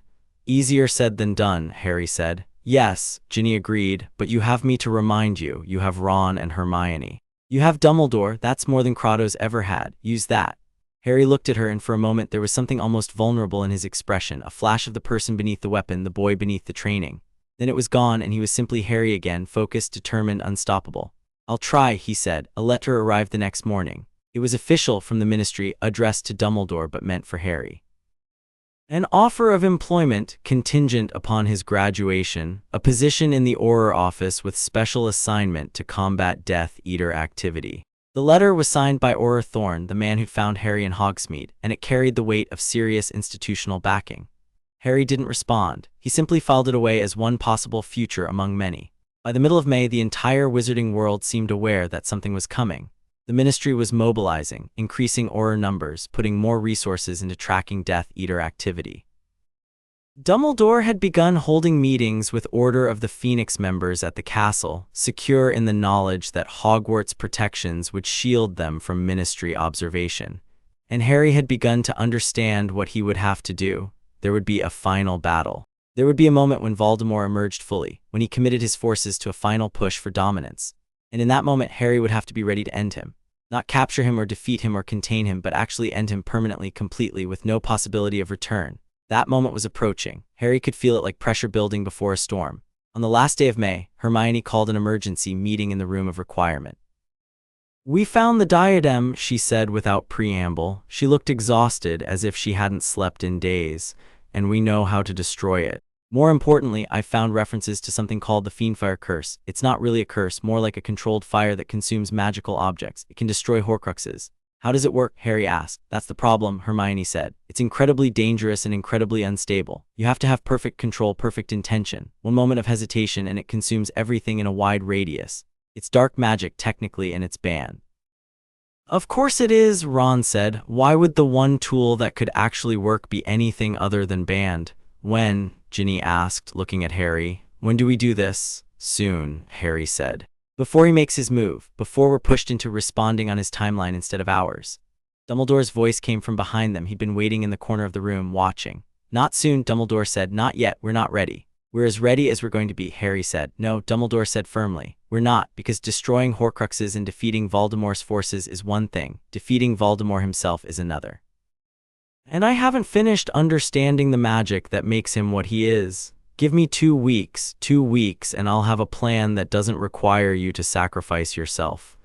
"I'm not planning to sacrifice myself," Harry said. "Good," Dumbledore said, "because that's exactly what will happen if you move without full understanding of what you're up against." Harry wanted to argue, wanted to push for immediate action, but he understood the old man's point. Kratos had taught him to move decisively, but Kratos had also taught him to move with full awareness of the situation. And the situation wasn't fully understood yet. 2 weeks, Harry agreed, but after that we move. After that, Dumbledore said, we end this. Chapter 4, The Red Queen. The 2 weeks that followed were the longest and shortest of Harry's life. A paradox of time where hours stretched like hours but days compressed into nothing. The school was winding down toward summer holidays, and there was a strange duality to existence. On the surface, everything was normal routine, the ordinary machinery of academic life grinding toward its conclusion. Beneath the surface, there was preparation, planning, the careful construction of something that would either save or destroy everything. Dumbledore had sequestered himself in his office, surrounded by books and artifacts and magical instruments that Harry didn't recognize. He emerged only for meals and meetings, and when he did, his expression was deeply troubled in ways that went beyond mere concern. It was the look of a man wrestling with impossible mathematics, trying to make numbers that refused to add up somehow balance. Harry studied in the library during the day, attended classes, maintained the facade of normalcy. But his nights belonged to Ginny, Ron, and Hermione, to planning, to training, to preparation for something that grew more real and more immediate with each passing day. Ginny had improved dramatically over the weeks of training. She moved now with a confidence that hadn't been there before, and her hand-to-hand combat skills were approaching something like proficiency. More importantly, she'd begun to understand the thinking that underlay combat, the constant calculation of distance, angle, and timing that separated warriors from people who simply knew how to fight. Again, she said on the 6th night of waiting, after Ron had gone to bed and Hermione was in the library pursuing her research. They were in their secret courtyard, lit only by wandlight and the pale moon. Harry moved and Ginny responded, and this time, for the first time, she actually managed to land a strike. Not a perfect strike, not one that would stop an opponent, but a genuine hit on Harry's shoulder that connected with real force. Better, Harry said. I hit you, Ginny said, breathing hard, a note of triumph in her voice. You did, and I let you because you were making the right reads. Do it again, but faster. Your setup was too obvious. They worked through the sequence again and again, and by the time Harry called it a night, Ginny had landed 3 legitimate strikes. She was bleeding from a cut on her forehead where Harry had pushed her past her center of balance, and her left arm was going to be bruised, but she was smiling. I'm going to survive this, she said as they walked back toward the castle. Whatever comes, I'm going to survive it. You might, Harry said. Survival isn't guaranteed for anyone. But you'll go in prepared, and that's better than most people get. On the 8th day, Dumbledore finally called Harry to his office. The headmaster looked like he'd aged another decade. His hands shook slightly as he gestured for Harry to sit, and his eyes had a fever-bright quality that suggested sleep was something he'd abandoned as impractical. I found something, Dumbledore said without preamble. Something that changes everything. Voldemort's immortality is based on a principle older than even I realized. It's not just the Horcruxes, those are merely anchors. The real magic is something called a phylactery network. A what? Harry asked. In ancient magical theory, a phylactery is an object that stores life force, Dumbledore explained, and there was the tone of a professor in his voice, an old habit asserting itself despite his exhaustion. Typically, magicians would create one and bind it to themselves, creating a reservoir of power that could be tapped in times of need. But Voldemort took the concept and corrupted it. He didn't create one phylactery. He created multiple the Horcruxes and bound them all to a central anchor. Himself, so destroy the Horcruxes and the anchor fails? Harry asked. Theoretically, yes, but it's more complicated than that. Each Horcrux strengthens the central anchor. Destroying them weakens Voldemort, but it also makes him increasingly desperate. At some point, probably around the destruction of the 4th or 5th Horcrux, he will realize what's happening and he will do something catastrophic to preserve himself. What kind of something? Harry asked. I don't know exactly, Dumbledore said, but it will involve significant dark magic. It will probably involve sacrifice. And it will probably involve a direct confrontation with you, because he will understand by then that you are the catalyst for his undoing. Harry absorbed this, turning it over in his mind. So we accelerate. We destroy the remaining Horcruxes as fast as possible, keeping him off balance. Precisely, Dumbledore said, which is why I called you here. I've located 4 of the 6 remaining Horcruxes with certainty. The diadem is in the room of requirement, as Hermione suspected. The cup is in Gringotts, in a vault that's theoretically impenetrable but can be breached if one knows the proper methods. The locket is in the Department of Mysteries in a restricted section. And the ring, Dumbledore paused. The ring is in a place called Marvellow's Shack, about 30 miles from here. It was Voldemort's ancestral home, abandoned for decades. And the other 2, one is Nagini, the snake. She's always with Voldemort, so we can't reach her until we confront him directly. The final Horcrux is Voldemort himself. Again, can't be addressed until we face him in combat. So we have 4 accessible targets, Harry said. How long to prepare for each? I've been researching the defenses, Dumbledore said. Marvellow's Shack will be the most dangerous. Gringotts is problematic but manageable if we approach it correctly. The Department of Mysteries should be straightforward. The diadem is theoretically the easiest. It's in a place that's magically accessible but physically isolated. Then we start with the easiest, Harry said. Build momentum. Test our destruction methods on the diadem, see if there are any surprises or complications we haven't anticipated. I was hoping you'd suggest that, Dumbledore said. He produced a small piece of parchment. Hermione gave me the specifications for the Fiendful Curse. She was adamant that I get them into your hands. She says you're the only person at Hogwarts with the concentration and power to control it safely. Harry took the parchment and reviewed it. The curse was complex, requiring perfect visualization and absolute control. One moment of doubt, one flicker of hesitation, and the spell would consume everything in a widening radius. Was by any reasonable standard a weapon too dangerous to trust to any single person? Except that person was Harry. I'll practice, Harry said, in the chamber adjacent to the room of requirement. There's space and the wards are flexible enough to contain the curse if something goes wrong. Good, Dumbledore said. We move tomorrow night. The diadem first. Are you prepared? Harry thought about the armor in his trunk, thought about Kratos' letters, thought about the weight of what he was about to begin. Yes, he said. The practice sessions were intense and focused. Harry took the Fiendful Curse and broke it down into its component parts, understanding each element before attempting to synthesize them. The spell worked through visualization. The caster had to imagine fire, had to understand fire, had to become fire in some fundamental way. And then they had to maintain absolute control over that fire, directing it with precision, constraining it, keeping it from spreading beyond their conscious intent. For most wizards, this would be impossible.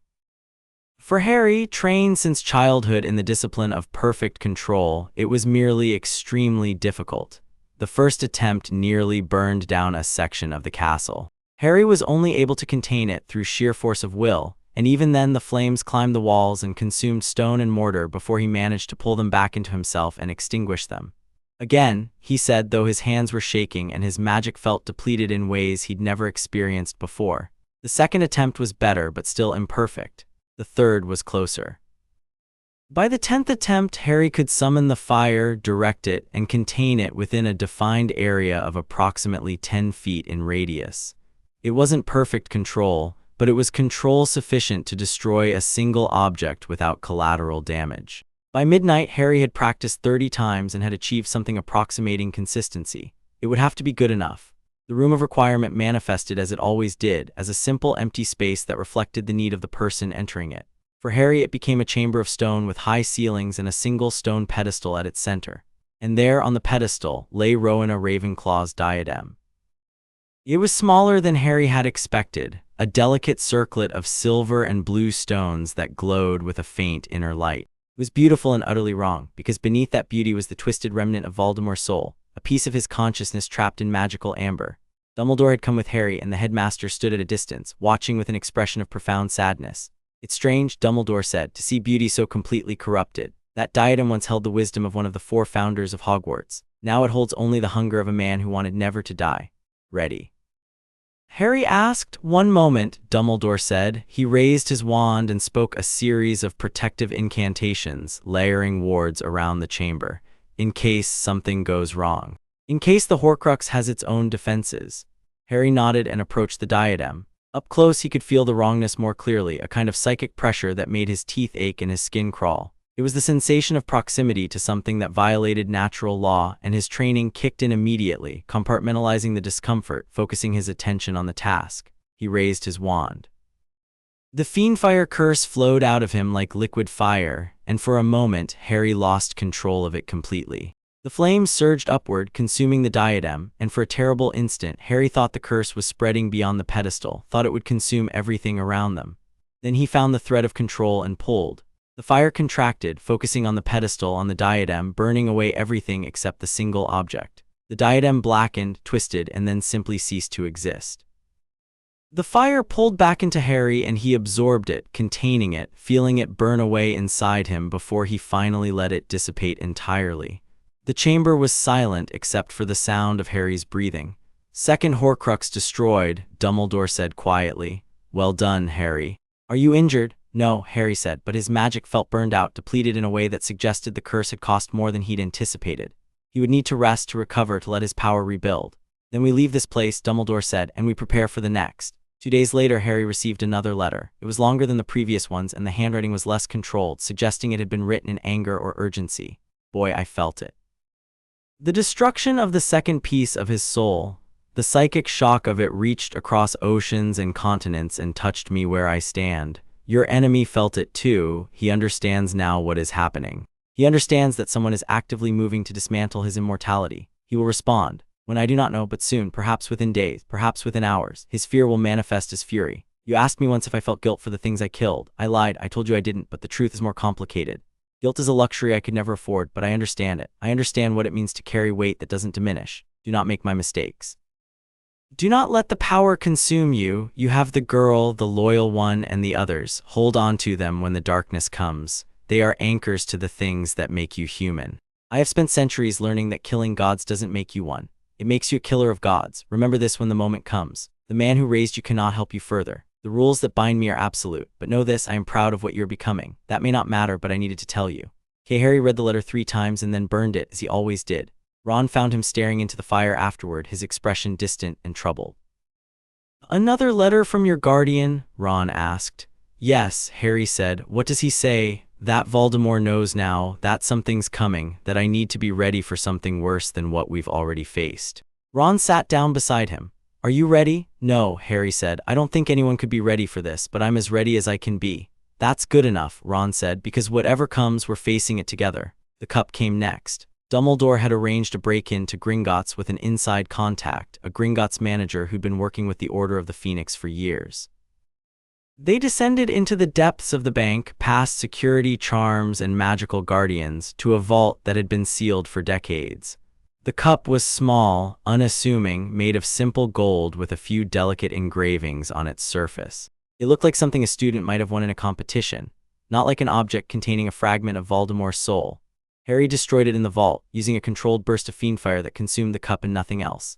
The effort left him even more depleted than the diadem had, and when they emerged from the bank, he found that even simple magical tasks took effort, as if his power had been drained into some deep reservoir and wasn't easily replenished.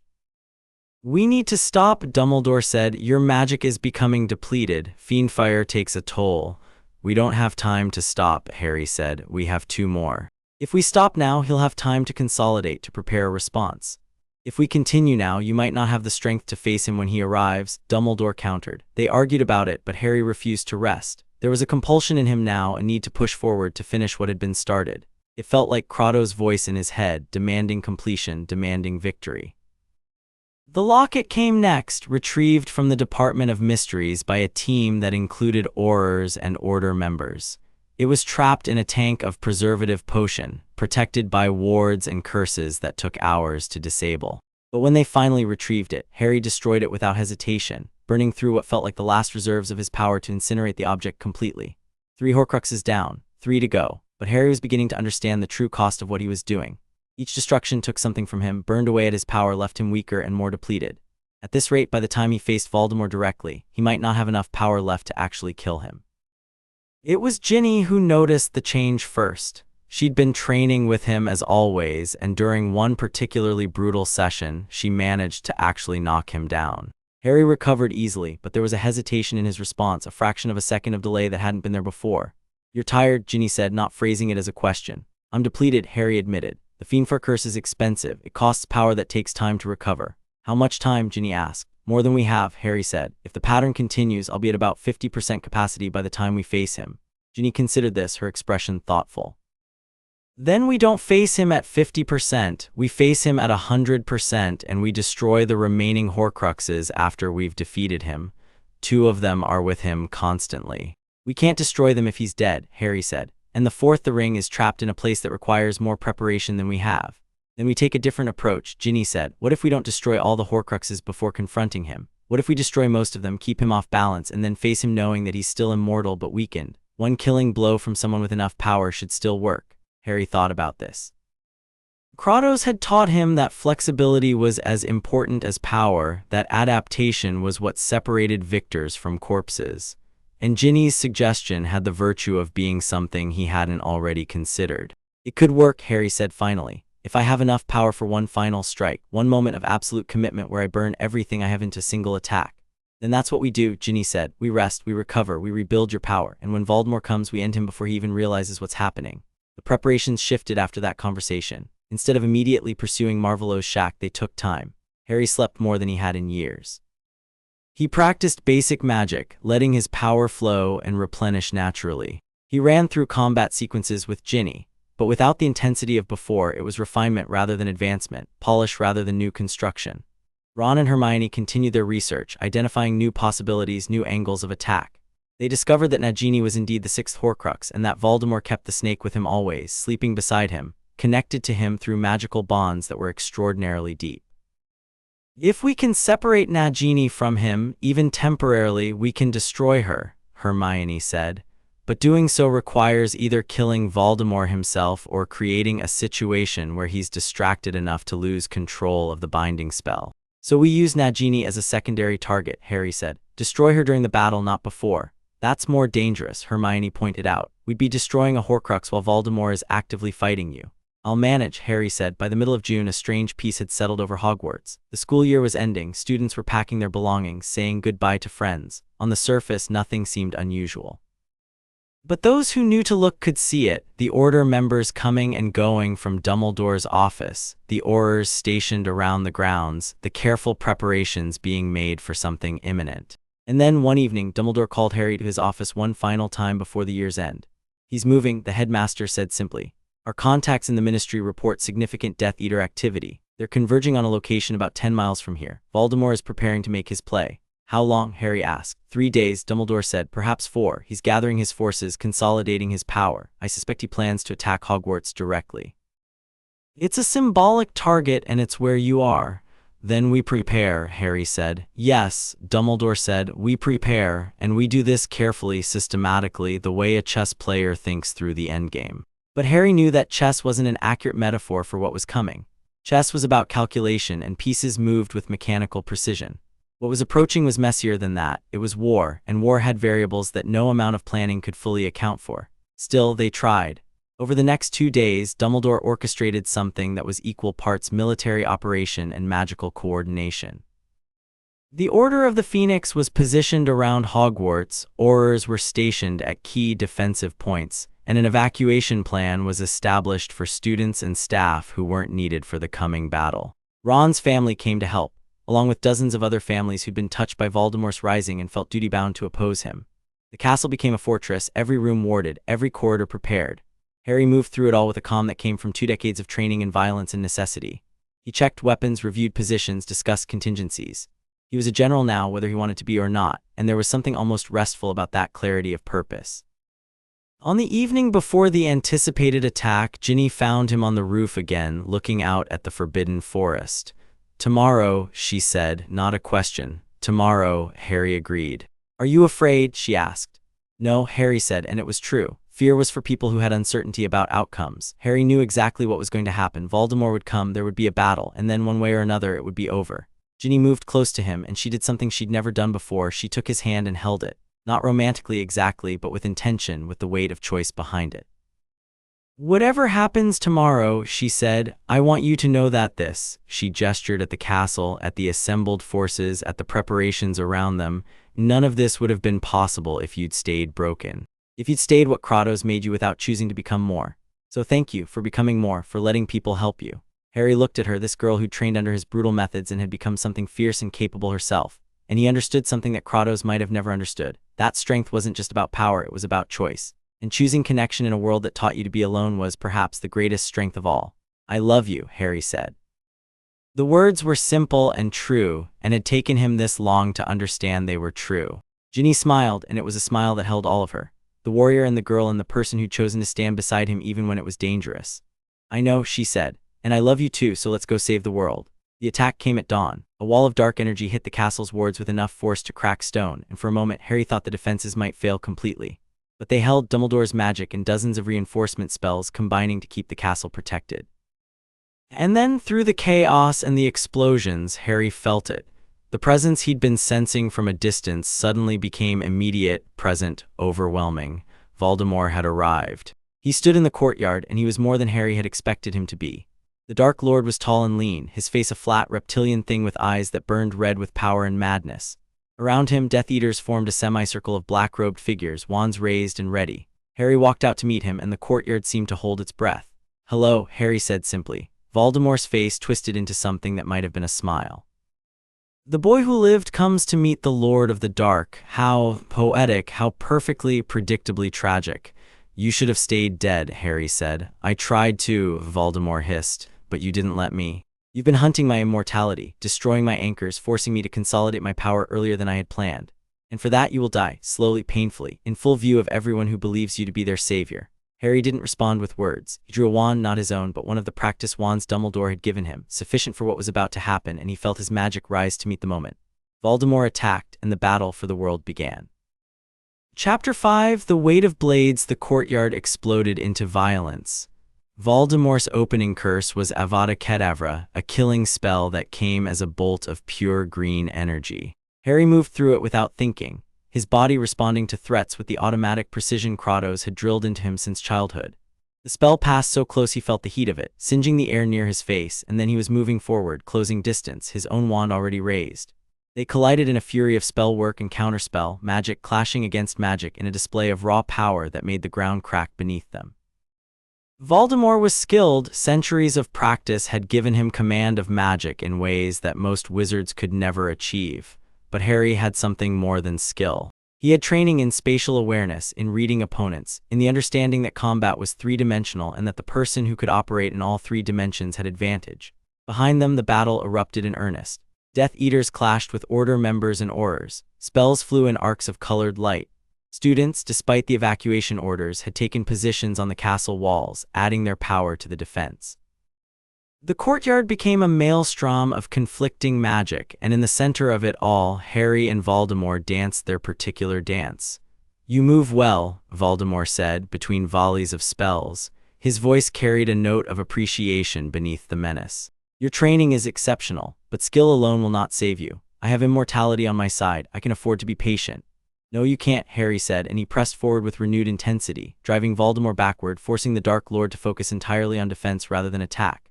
For the first time, Harry saw something flicker across Voldemort's face, not fear exactly, but recognition that this battle was not progressing as anticipated. The fight moved through the courtyard and into the castle itself, a whirlwind of motion and counter-motion that left destruction in their wake. Suits of armor fell to the fury of their spells. Tapestries burned. Stone pillars cracked and crumbled. It was as if a natural disaster had decided to take the form of two wizards engaged in combat. Dumbledore appeared at one point, attempting to join the fight, but Harry waved him off. This was between him and Voldemort. This was the culmination of everything that had been building since that night in Godwin's Hollow when Kratos had taken a child from death. They reached the Great Hall, and Harry realized this was where the final confrontation would happen. It felt right somehow, in a space designed for community and connection and the gathering of people. Two forces that represented the absolute opposite of those things would clash one final time. Voldemort seemed to sense it too. He stopped running, turned to face Harry fully, and his expression settled into something grim and focused. "No more games," the Dark Lord said. "No more running. Here in this place we determine the future of magic itself." He raised his wand, and Harry felt the power gathering around him, not just his own magic, but something deeper, something ancient and terrible. Voldemort was pulling from the Horcruxes that remained, drawing on their power to amplify his own. Harry could sense them. Nagini, coiled somewhere in the castle, connected to her master through bonds of dark magic. The locket, still in Dumbledore's possession, untouched. The ring, waiting in Marvolo's shack, protected by wards and curses. For a moment, Harry understood the true scope of Voldemort's immortality. It wasn't just about the individual Horcruxes, it was about a network, a system where each anchor fed power into the central anchor, creating a web of magic that was exponentially more powerful than any single component. But Harry also understood something else. He had the power to burn it all away. He'd spent the past weeks rebuilding his magical reserves, and he'd done it intentionally, gathering power the way a weapon gathers heat. Now standing in the Great Hall facing the man who'd orchestrated his parents' death and his own suffering, he was ready to use every drop of that power. "Last chance," Harry said, and his voice carried something ancient in it, something that resonated with echoes of Kratos' centuries of warfare. "Step aside, let this end." "No," Voldemort said, and he smiled. "Because I understand now, you've destroyed my Horcruxes, but you haven't destroyed me. I'm still alive, I'm still here, and that means I'm still immortal, still unbeatable. You should have killed me before destroying the anchors. Now it's too late."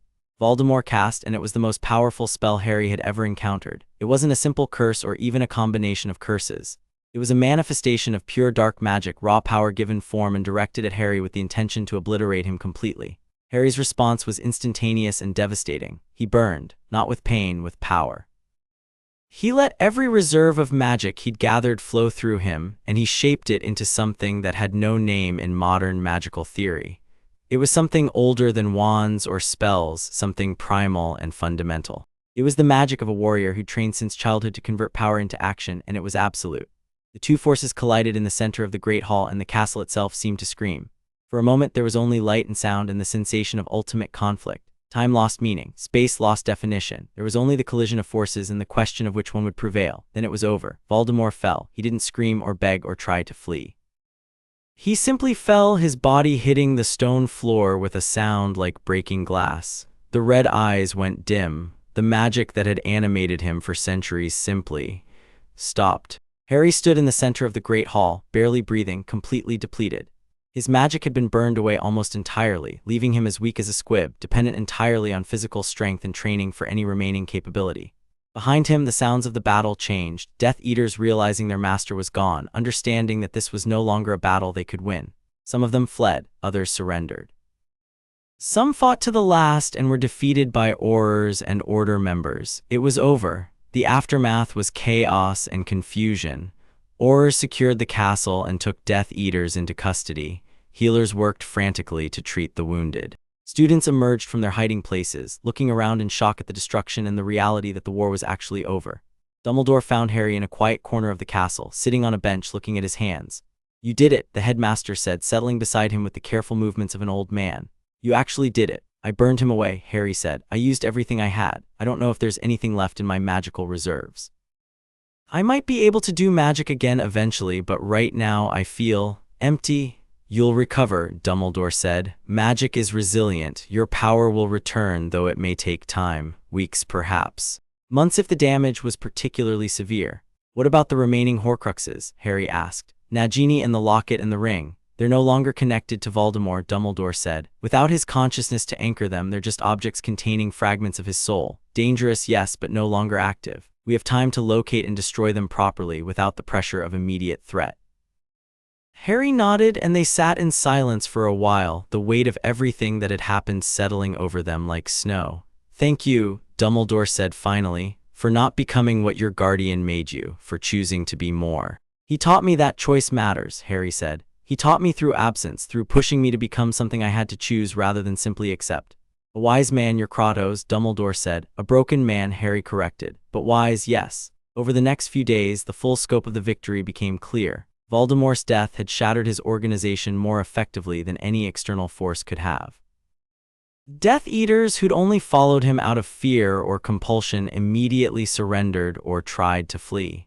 Those captured were processed through the Ministry, and the interrogations began. Among those captured was someone unexpected, Severus Snape. Harry found out when Ron came to him with the news, looking deeply troubled. "They've got Snape," Ron said. "He was caught trying to escape the castle during the battle. Apparently he was coordinating with Voldemort directly, acting as a spy within Hogwarts." Harry absorbed this without visible reaction, though something in his chest tightened. Snape had been a teacher, someone who was a constant presence in his education. That the man had been working against them the entire time was not surprising. Harry had suspected as much, but it was still a betrayal. "Did he fight?" Harry asked. "No," Ron said. "He just gave up, like he knew it was over and there was no point in struggling." Harry wondered if Snape had felt Voldemort's death the way Harry had felt it, if the professor had understood in that moment that his allegiance had been to a losing cause all along. He wondered if that realization had broken something in Snape, or if it had simply confirmed what the professor had always known on some level. He decided he didn't care enough to pursue the question further. Hermione arrived at Harry's temporary quarters. He'd been moved to a private room in the medical wing to allow his magic to recover, 3 days after the battle, with a stack of books and a determined expression. "I've been researching recovery protocols for magical depletion," she said, settling into a chair and spreading her materials across a nearby table. "The good news is that your condition isn't as severe as it could have been. The bad news is that recovery is going to take time." "How much time?" Harry asked. "Best case 3 weeks, most likely scenario 6 to 8 weeks. Worst case several months," Hermione said. "It depends on how aggressively your body can replenish magical reserves and how well you rest." "That's not ideal," Harry said. "I have Horcruxes to destroy still." "Which can wait," Hermione said firmly. "You nearly killed yourself stopping Voldemort.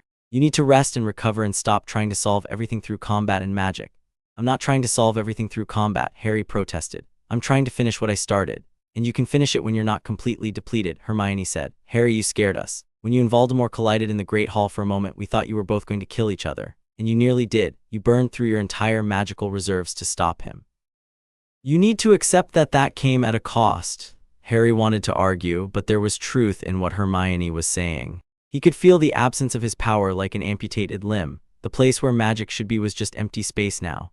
Even the simple spells that had once been automatic now required conscious effort and significant concentration. "Fine," he said, "I'll rest." "Good," Hermione said. She pulled out one of her books and settled in. "Now, while you rest, I'm going to read to you about basilisk venom extraction and storage methods. Because once you're recovered enough to move around, we're going to need to figure out how to destroy the remaining Horcruxes, and I want you fully informed."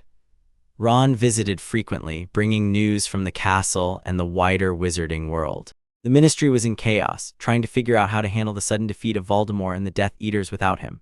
There were calls for investigations into how he'd managed to return to power in the first place. There were demands that Dumbledore explain his actions and his knowledge. There was, in short, the normal dysfunction of a bureaucracy trying to make sense of something it didn't fully understand. But beneath all the chaos, there was also relief. The war was over. Voldemort was dead. The constant threat that had hung over the wizarding world for years was suddenly gone. "You're a hero," Ron said on one of his visits, saying it like it was a fact that needed to be stated but that he didn't quite believe. "The Ministry wants to give you an Order of Merlin. They want to have a ceremony. They want to tell the world about what you did." "I don't want any of that," Harry said flatly. "I know," Ron said, "but they're going to do it anyway. That's what the Ministry does." "That's what the wizarding world does with people who do extraordinary things. They make you into a symbol, and then they use that symbol for whatever they need to accomplish." "Then you'll have to make sure they don't," Harry said. "How am I supposed to do that?" "Tell them the truth," Harry said. "Tell them that I'm not a symbol, I'm a person. And the reason I stopped Voldemort is because I had to, not because I wanted to be famous for it." Ron looked doubtful, but he didn't argue. By the middle of July, Harry was able to move around the castle without immediate assistance, though his magic remained significantly depleted. He could perform basic spells, lumos, simple transfigurations, but anything more complex exhausted him quickly. It was frustrating in a way that had nothing to do with vanity and everything to do with capability. He'd spent his life learning to be competent, and suddenly being incompetent was fundamentally wrong. Ginny found him in the library, staring at a book on advanced dueling theory without actually reading it. "You're frustrated," she said, settling into the chair across from him. "I'm weak," Harry said. "I've never been weak. Even as a child, even when Kratos was training me, I understood what power felt like. Now I don't." "You stopped Voldemort," Ginny said. "You saved the wizarding world. I'd say that's the opposite of weakness." "I stopped him by burning everything I had," Harry said. "If he'd lasted another few seconds, if he'd managed one more attack, I would have been defenseless. That's weakness." "No," Ginny said. "That's sacrifice. That's choosing to spend everything you have because the outcome matters more than the cost. That's not weakness. That's strength." Harry looked at her, and he understood that Ginny was right in the way that mattered, the way that went beyond logic and entered into the realm of actual truth. He had been willing to spend himself completely to stop Voldemort, and that willingness, that choice, was actually the strongest thing about him. "I still don't like being weak," he said. "I know," Ginny said. "But you won't be weak forever. Your power will come back, and when it does, you'll be stronger than before because you'll understand what it costs to use it." By August, Harry was well enough to begin the process of destroying the remaining Horcruxes. The locket was straightforward. Dumbledore had been keeping it in a protected container, and when they exposed it to basilisk venom, it dissolved into nothing without any dramatic effect. The connection between Voldemort's consciousness and the object had been severed when he died, which meant the Horcrux had no active defense against destruction. The ring was more complicated. Located in Marvolo's shack, it was surrounded by dark magic and protective wards that took Dumbledore and a team of cursebreakers several hours to disable. But when they finally retrieved it and brought it back to Hogwarts, it was destroyed just as easily as the locket. Basilisk venom applied, object consumed, another fragment of Voldemort's soul permanently eliminated. That left Nagini.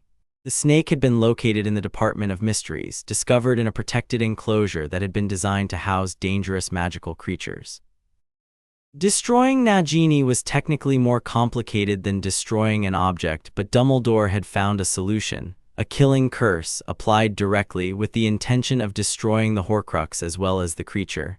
Harry asked to be present for it. "Are you sure?" Dumbledore asked. "You're still recovering. The Department of Mysteries is a difficult place even for healthy wizards." "I started this," Harry said. "I want to finish it." So they went to the Department of Mysteries, a place that Harry had never actually been before despite hearing about it frequently. It was everything he'd been told it would be, a maze of magical chambers and impossible architecture, a place where the boundaries between possible and impossible became fluid and uncertain. The snake was in a chamber at the center, coiled in an enormous tank of preservative potion, her scales gleaming with an unnatural iridescence. Dumbledore approached the tank and raised his wand. "Avada Kedavra," he said, and the curse flew true.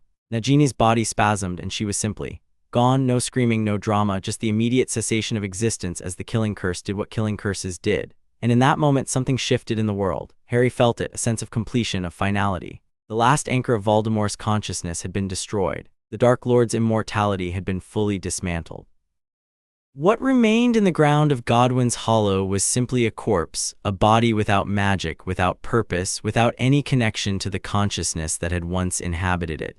It was over, truly over. The Hogwarts Express left for London on September 1st, carrying students back home after the longest and most dramatic school year in living memory.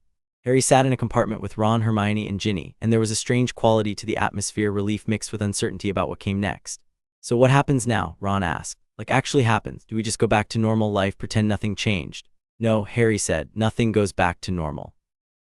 But we move forward, we live, we find out who we are when we're not defined by war or survival.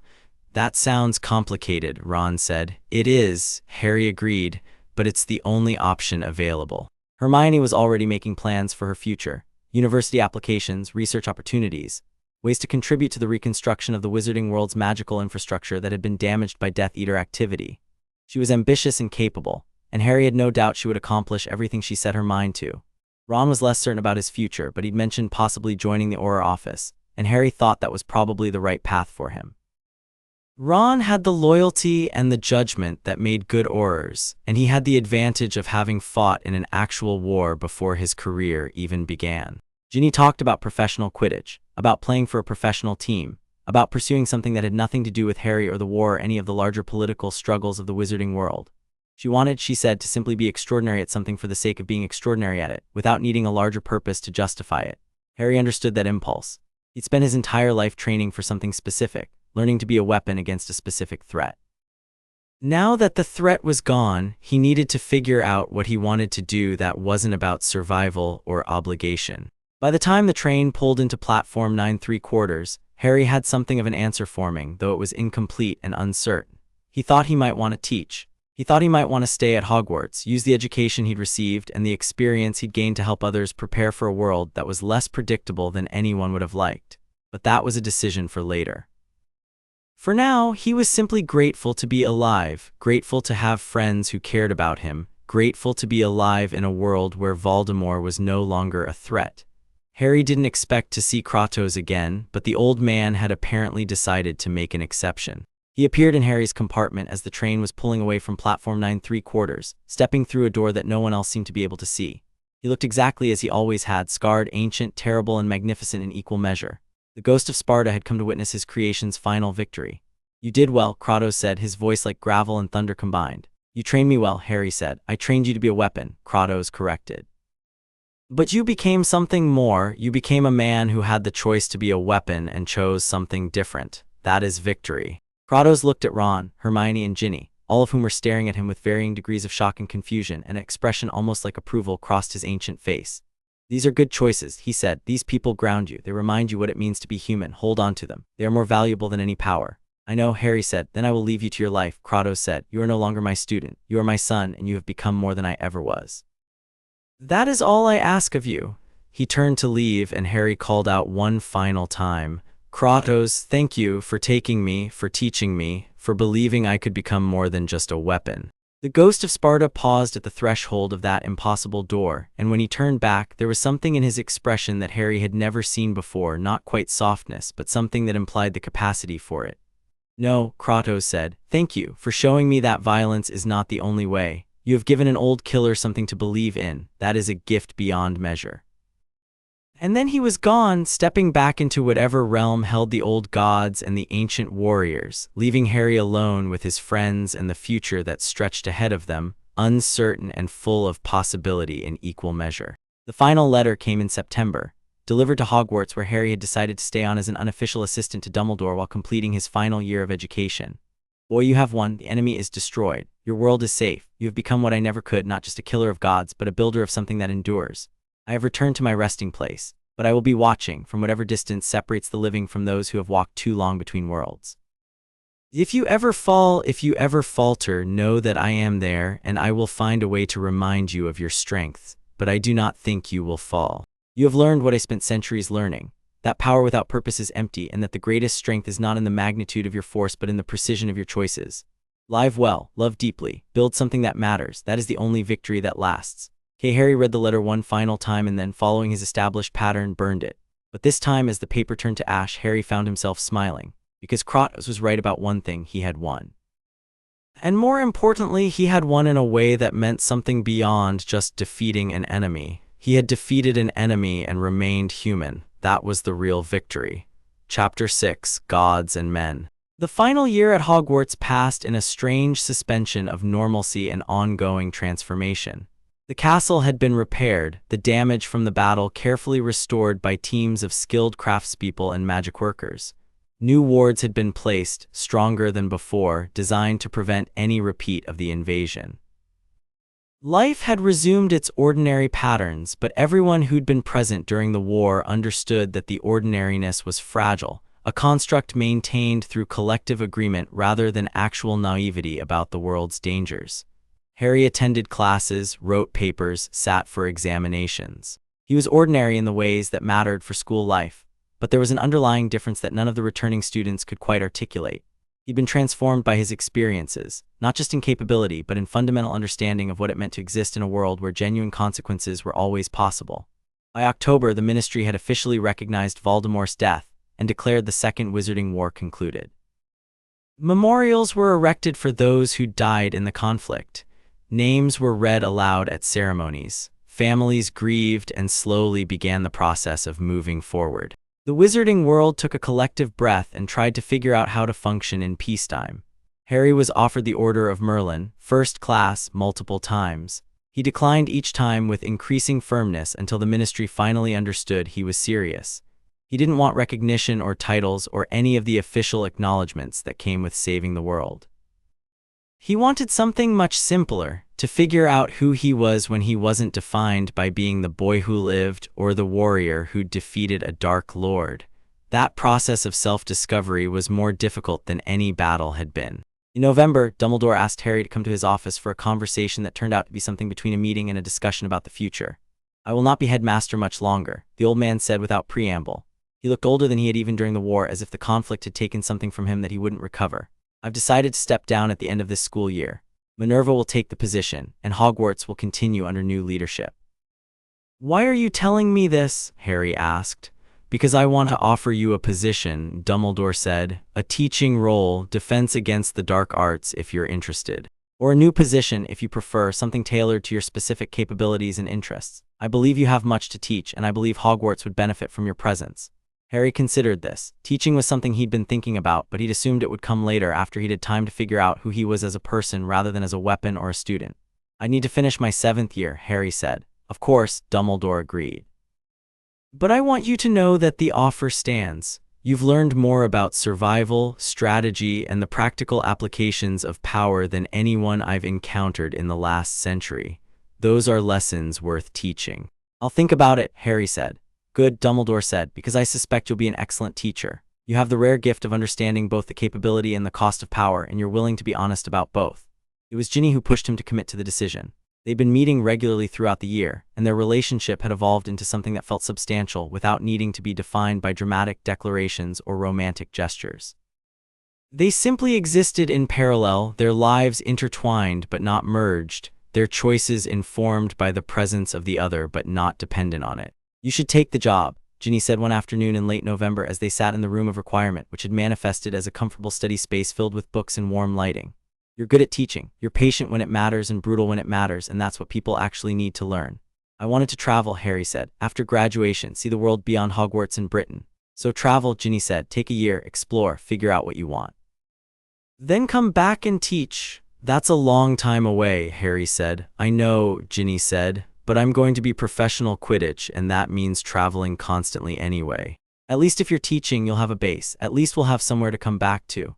Harry realized that Ginny was right, and more importantly, he realized that having a relationship where someone understood your need for independence and supported it rather than resenting it was actually quite rare and valuable.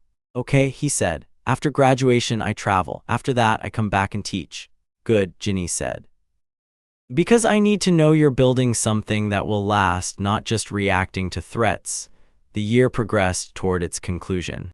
Harry's magic had fully recovered by December, returning with a strength that suggested the depletion had actually triggered a kind of reset, allowing his power to rebuild itself more efficiently than it had been before. He was stronger now than he'd been before the final battle, his reserves deeper and more stable. In January, he encountered Severus Snape in the corridors outside the potions classroom. The professor was being transported by Aurors to face trial for his role in Voldemort's organization, and he looked diminished somehow, smaller than Harry remembered, as if the loss of his master had stripped away some fundamental part of his identity. Snape saw Harry and something flickered across his face, not fear, but a complicated mixture of emotions that Harry didn't have the capacity or the interest to parse. "Potter," Snape said, his voice stripped of its usual venom. "I suppose you think you've won." "I think Voldemort's dead," Harry said simply. "I think the war is over. What you did or didn't do is being handled by the Ministry now." Is that supposed to be magnanimous? Snape asked, and there was bitter humor in his tone. No, Harry said, it's supposed to be honest. You were a traitor, now you're facing consequences for that. The world moves on. Harry walked past him and he didn't look back. Whatever Snape's story was, whatever his motivations had been, it didn't matter anymore. That was the luxury of victory. You didn't have to understand or forgive everyone. You just had to move forward. By late January, rumors had begun circulating about Harry's future. The Quibbler, in one of its characteristically speculative articles, suggested that Harry Potter was planning to become an Auror for the Ministry. The Daily Prophet countered with a report that he was going to join a magical research institute. The Holyhead Harpies, Ginny's professional Quidditch team, started a joking campaign to recruit him as a keeper. The only person who seemed unconcerned with any of these rumors was Harry himself. He continued his classes, worked through his final examinations, spent time with Ron and Hermione discussing their own plans for after graduation. Ron had committed to Auror training. Hermione had been offered multiple positions in research and education, and she was taking several months to consider which one felt right. In February, Dumbledore stepped down as headmaster, handing the position to Minerva McGonagall with appropriate ceremony. The new headmistress immediately began implementing her own policies, which mostly involved making Hogwarts function more efficiently while maintaining its character. She also confirmed Harry's position as defense against the dark arts instructor for the following year, assuming he was still interested. Harry was. The final months of 7th year felt different from any other period of Harry's education. He wasn't trying to prove anything anymore, wasn't straining towards some distant goal that he couldn't fully conceptualize. He was simply living, moving through days and weeks with a presence and attention that was almost meditative. In March, he and Ginny went to Hogsmeade for a weekend, and for the first time since arriving at Hogwarts, Harry felt something approaching peace. They walked through the village together, bought butterbeers at the Three Broomsticks, spent an evening sitting by the fire in the Hog's Head discussing philosophy and relationships and the shape of their futures. I'm scared, Ginny admitted, staring into her butterbeer. I'm excited about Quidditch, but I'm also scared. What if I'm not good enough? What if I go professional and I fail? Then you'll have tried, Harry said, and you'll learn something from it. Failure isn't a permanent state, it's a transition point. That's very philosophical, Ginny said, very unlike you. I've been spending time with Dumbledore, Harry said. It's contagious. Ginny smiled, and there was genuine affection in it. I'm glad you survived the war, she said. I'm glad you're still here. I'm glad too, Harry said, and he meant it. Ron's Auror training began in summer, and he threw himself into it with an intensity that suggested he'd finally found something he actually wanted to do rather than just doing because it needed doing. Hermione had accepted a position at the Department for the Regulation and Control of Magical Creatures, working on policy changes and research into creature welfare. She planned to pursue higher education simultaneously, taking classes at night while working during the day. Harry spent his summer traveling, as he'd promised himself and Ginny he would do. He went to France and Germany and Italy, exploring the magical communities in each place, learning how magic was practiced and understood in different contexts. He visited the ruins of ancient wizard civilizations and studied the ways that magic had shaped history in different regions. He was, in many ways, completing an education that had begun the day Kratos took him from Godwin's Hollow. In August, he received a letter from Ginny. Harry, I've been selected for the Holyhead Harpies reserve team. Starting in September, I'm a professional Quidditch player. It's terrifying and amazing, and I can't quite believe it's real. I wanted to tell you in person, but I'll be training hard through August and you're off exploring the world, so I'm settling for a letter. Come back to school, take the teaching position, build something. I'll be there when you're ready, and when I have breaks from Quidditch, we can see each other. We'll make it work. We're good at making things work. Come home. Harry read the letter twice, and then he changed his travel plans.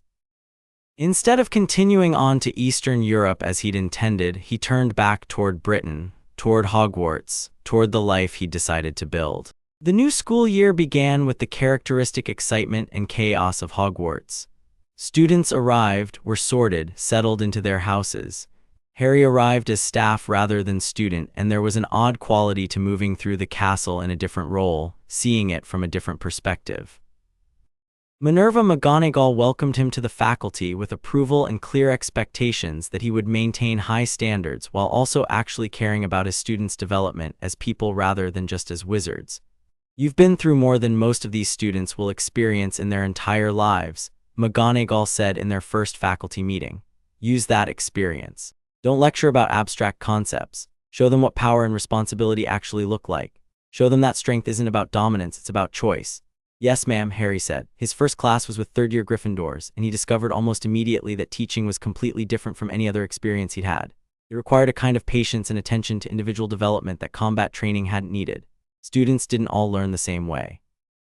Some responded to challenge, others needed encouragement. Some understood theory naturally, while others needed concrete examples. Teaching meant adapting, adjusting, meeting people where they were rather than demanding they meet you where you were. It was, Harry found, incredibly rewarding. By October, he developed a reputation as a demanding but fair teacher. He didn't accept excuses, but he also didn't expect perfection. He demonstrated concepts through practical application rather than lecture. And he made it clear through both word and action that the magic they learned had real consequences in the real world. After one particularly intense lesson on curse breaking, a second-year student named Hannah Abbott approached him. "Professor Potter, is it true that you fought Death Eaters? That you actually defeated the Dark Lord?" Harry considered how to answer this. The truth was complicated and messy, and it didn't fit neatly into the mythic version of events that had been constructed by the wizarding world. "I was part of a larger effort," Harry said finally. "There were many people who fought, who sacrificed, who contributed to stopping Voldemort. I was one of them, and my contribution was necessary, but so were all the others." "But you were the one who actually killed him," Hannah pressed. "Yes," Harry said, "but that doesn't make me special in the way that people think. It makes me someone who had access to specific training and capability at a specific moment when those things were needed. That's luck as much as anything else." Hannah seemed to process this, turning it over in her mind. "So you're saying we could do it too if we had the right training?" "Yes," Harry said. "Anyone could do extraordinary things if they had the training and the circumstances and the choices that led to it. That's why I teach. Because I want you to understand that capability isn't something you're born with exclusively. It's something you develop. It's a choice you make repeatedly." Ginny's first professional Quidditch match was in late October, and Harry made the journey to Holyhead with Ron and Hermione to watch. The stadium was enormous, filled with thousands of fans, and the energy was incredible. When Ginny flew out onto the pitch, Harry felt something that he'd learned to recognize over the past year. Pride, not in a possessive sense, but in the genuine happiness of watching someone you cared about pursuing excellence at something they loved. The Harpies won their match, and Ginny played well enough to draw praise from the sports commentators. After the game, they met her outside the players' entrance, and she was glowing with the kind of joy that came from doing something exactly right. "I did it," she said, pulling Harry into a hug. "I actually did it." "You did," Harry agreed. "Brilliantly. The reserve rotation might mean I get more playing time next month," Ginny said. "One of the starters has a shoulder injury, so I might actually get to play more than just practice matches." "Then you'll show them you deserve the position," Harry said. "You're good, you're committed, that's all you need." Ginny looked at him, and there was something in her expression that suggested she was seeing him more clearly than she ever had before. Not the boy who lived, not the warrior, not any of the mythic versions of him that existed in people's imaginations. Just Harry being supportive, being present, being real. "Come stay with me during the off-season," Ginny said. "Come spend time in Holyhead, see where I'm building my life." "Okay," Harry said. By December, a routine had established itself. Harry taught his classes, graded papers, attended staff meetings. He spent his weekends working on curriculum development, thinking about how to teach practical magic in ways that actually prepared students for the real world. He corresponded regularly with Ron about aura training and with Hermione about her research on creature welfare policy. He visited Ginny in Holyhead whenever he could, learning about professional Quidditch and the intense dedication it required. It was, in many ways, an ordinary life, a good life. A life built not on survival or victory, but on simple, consistent choices to engage with the world and the people in it. On Christmas Eve, Dumbledore invited Harry to his office one final time before his official retirement at year's end. The old headmaster was packing boxes, carefully removing artifacts and personal items from shelves and cabinets. He looked tired but content, as if he'd finally made peace with the idea of stepping away from power. "I wanted to give you this," Dumbledore said, producing a small crystal instrument. "It's a pensieve, you know what they are. Magical devices for storing and viewing memories," Harry said. "Precisely," Dumbledore said. "I've placed certain memories inside this one.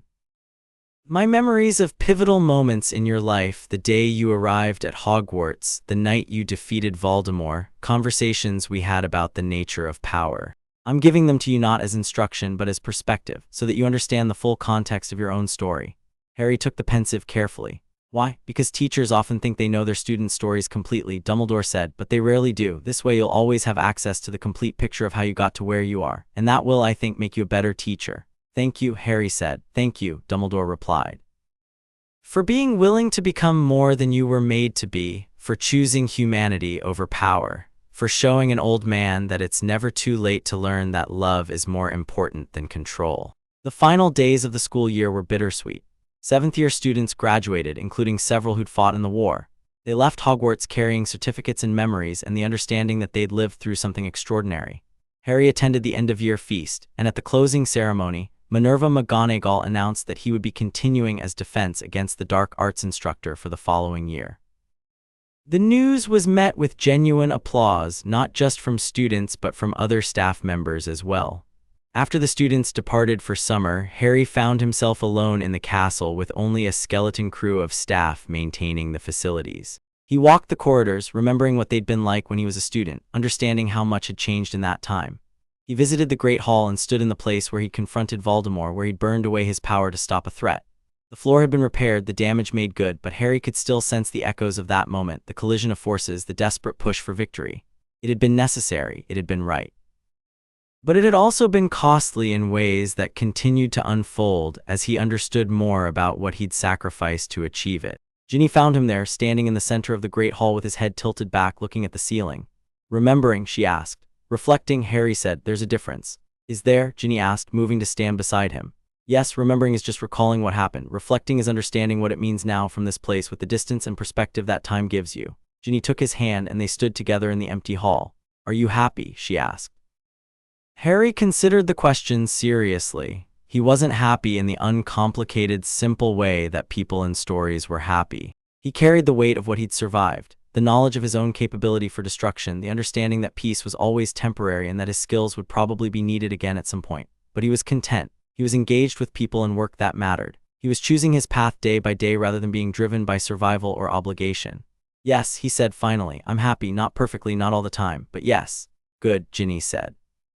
"Because I'm happy too, and I wanted to make sure we were on the same page about that." Harry didn't see Kratos again, though he felt the old man's presence sometimes, a kind of ancient awareness that observed from a distance, watching to see how his creation would use the life that had been given to him. In some ways, Harry thought Kratos was finally getting to see his life's work in the fullest sense. The weapon had learned to choose. The killer of gods had learned to build instead of destroy. That was victory in the way that mattered most. 15 years later, Harry stood in front of a classroom full of seventh-year students preparing to graduate and move into the world beyond Hogwarts. He was older now, comfortable in his role as a teacher, secure in his understanding of what he had to offer and what he didn't. "Magic is power," he said, and the students straightened, recognizing that this was the kind of statement that usually preceded important information. "But power without choice is tyranny. You're going to leave this school with capabilities that most people don't have. What you do with those capabilities will define what kind of people you become." A student raised their hand. "Even if the choice is hard, even if using our power the right way costs us, especially then," Harry said, "the easy choice doesn't define character, the hard choice does." He'd been teaching long enough now to see patterns. He'd had students who'd chosen poorly and had to live with those consequences. He'd had students who'd chosen well and had gone on to do good work in the world. He'd learned that teaching was fundamentally about showing people possibilities rather than forcing them down particular paths. After class, one of the students lingered. "Professor Potter, is it true that you fought the Dark Lord, that you actually killed him?" It was the same question he'd been asked dozens of times over the years. The answer had evolved, become more nuanced, reflected his deeper understanding of what had actually happened and what it had meant. "I was part of a larger effort that stopped him," Harry said. "There were many people who contributed, some through direct combat, some through research, some through support and loyalty in moments when it would have been easier to walk away. We won because we worked together, not because I was exceptional." The student looked slightly disappointed at this answer, but also thoughtful. "So anyone could do what you did?" "Anyone could do the thing I did if they had the training and the circumstances and made the choices that led to it," Harry said. "But that's what makes it important. It means you don't have to be born exceptional. You just have to choose excellence again and again, even when it's difficult." Ginny's professional Quidditch career had taken her all over the world. She'd played for the Holyhead Harpies for 7 years before moving on to an international exhibition team that traveled between countries playing for charity and cultural exchange. She was excellent at what she did, and more importantly, she was happy doing it. Ron had become a senior Auror, working in strategic operations and training the next generation of magical law enforcement. He'd married Hannah Abbott, the student who'd asked Harry about defeating Voldemort, and they had 2 children. Ron often joked that he'd become exactly the kind of person he never would have predicted being at age 17, but that it worked out well for him. Hermione had taken her creature welfare research and turned it into the foundation for entirely new ministry policies. She'd also completed advanced education in magical theory and was working on a theoretical framework for understanding how different types of magic interacted with consciousness. She'd never married, though she had several serious relationships over the years. She was content with her life, pursuing knowledge and the application of knowledge to solving problems. And Harry had stayed at Hogwarts, teaching and learning and slowly building a reputation as one of the most effective educators the school had ever had. Students who studied under him went on to remarkable things, not always in dramatic ways, but consistently, meaningfully. On a Saturday in June, 15 years after defeating Voldemort, Harry stood in the room of requirement with Ginny, Ron, Hermione, and Dumbledore's portrait, which hung in the castle library and which Harry had brought to this private space specifically for this moment. "I wanted to tell you," Harry said, addressing the portrait, "that things turned out well, not perfectly, but well." Dumbledore's portrait smiled, a knowing, gentle expression that suggested the old man wasn't surprised by this outcome. "I knew they would," the portrait said. "You had all the ingredients necessary for a good life. You were willing to choose it rather than letting others choose for you. That was always your greatest strength." "I thought my greatest strength was being a good fighter," Harry said. "No," Dumbledore's portrait replied. "Your greatest strength was being willing to question what you were made to be and choose something different. Fighting was just a tool. The real power was in the choice." Harry turned away from the portrait and looked at his friends, the three people who'd chosen to stand beside him even when standing beside him was dangerous, who'd helped ground him in humanity when power threatened to overwhelm everything else. "Thank you," he said simply. "For what?" Ron asked. "For being the reason I chose to be more than what I was made to be," Harry said. Ginny squeezed his hand, Hermione smiled, and Ron grinned in a way that suggested he understood exactly what Harry meant without needing it explained further. 20 years later, a young wizard walked into Harry's office seeking advice about a difficult decision. The student was powerful. Harry could feel it immediately, the weight of capability that came with certain kinds of magical talent. But the student was uncertain about what to do with that capability. "My family expects me to become an Auror," the student explained.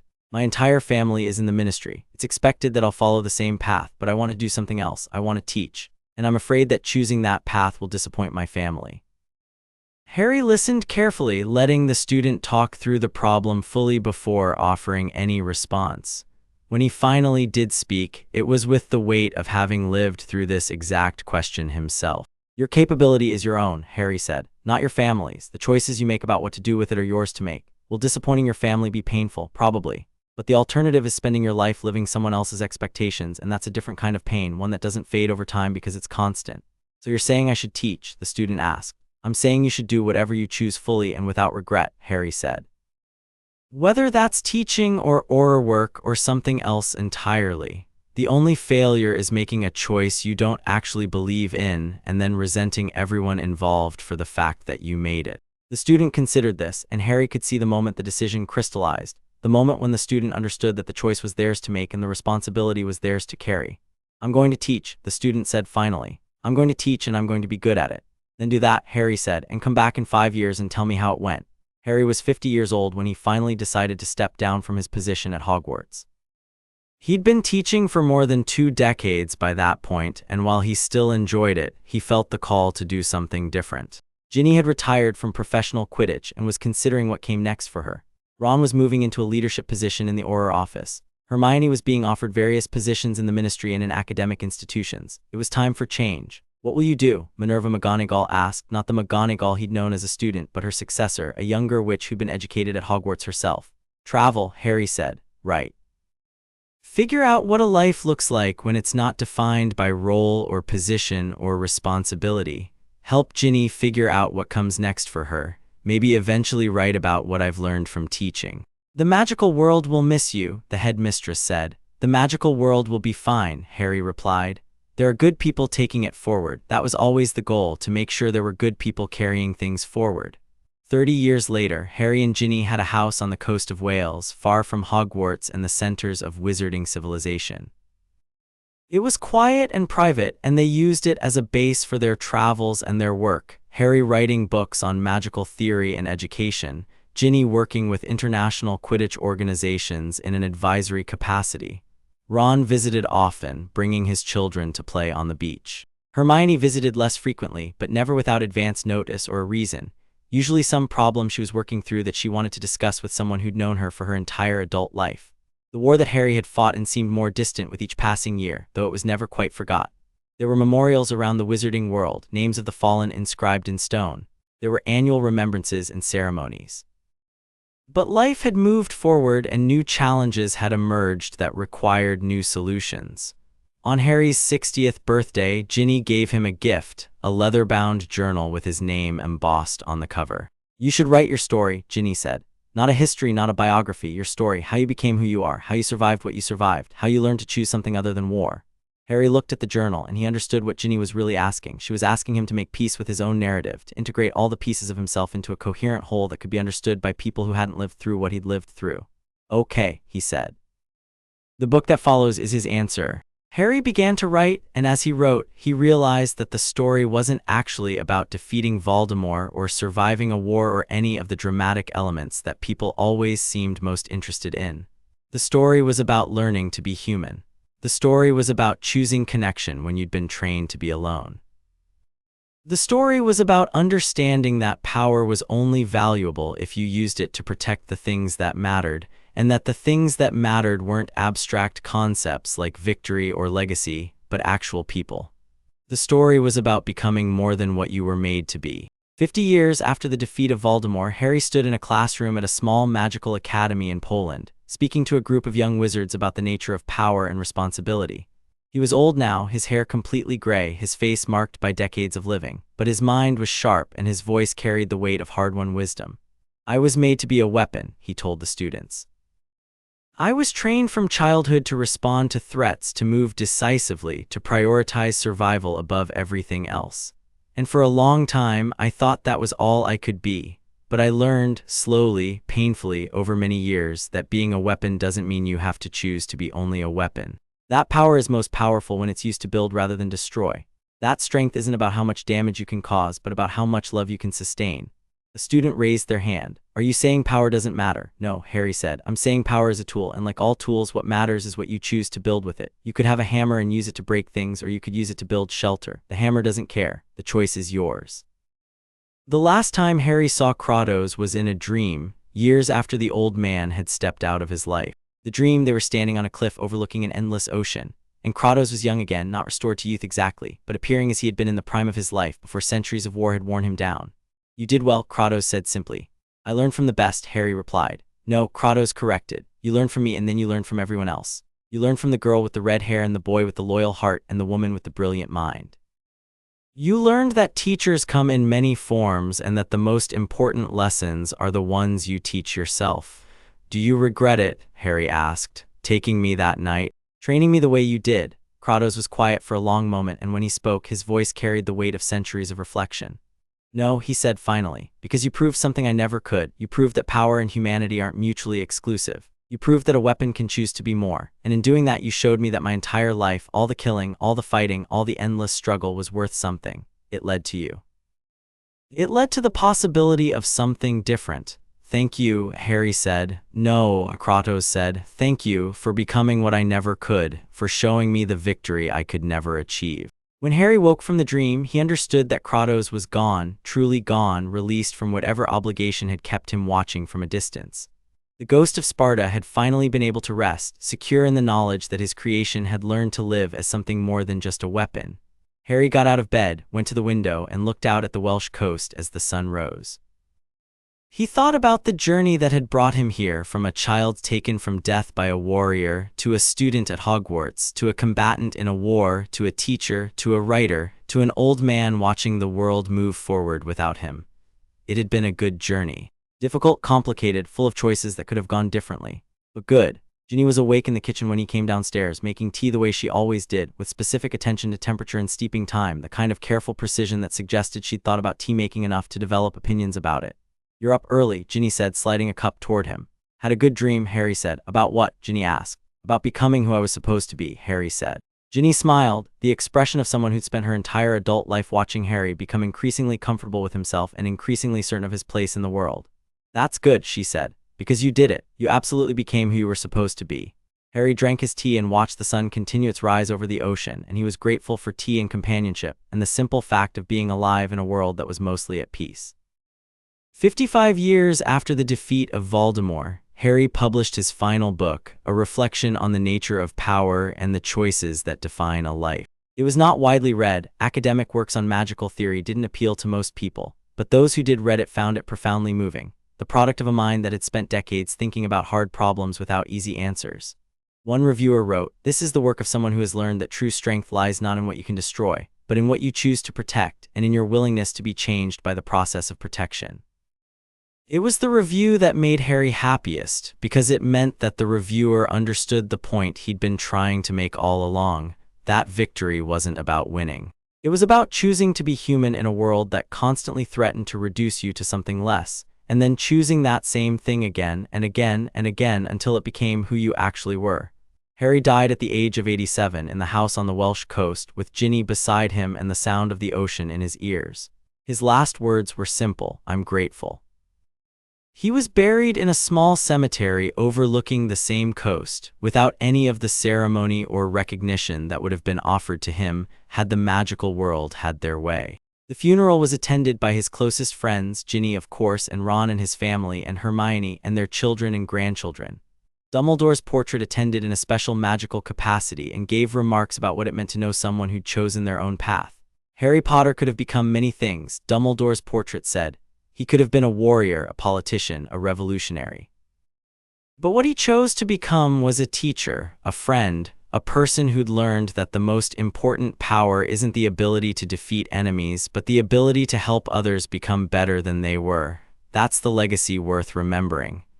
The end. 5 years after Harry's death, a young wizard came to Ginny with a question about a choice he needed to make, and Ginny found herself repeating words that Harry had said to her decades ago, words that had helped her understand what it meant to live with intention and choice. "Your power is your own," Ginny told the young wizard. "The choices you make about what to do with it are yours to make. Choose wisely, choose authentically, but above all, choose." The young wizard left with direction, and Ginny realized that Harry's influence would ripple forward long after his death, spreading through people he'd taught and people those people taught, an ever-expanding web of people who'd learned to think about power and responsibility differently because of his example. That was victory. That was legacy. That was the real triumph of someone who'd learned to be more than what they were made to be.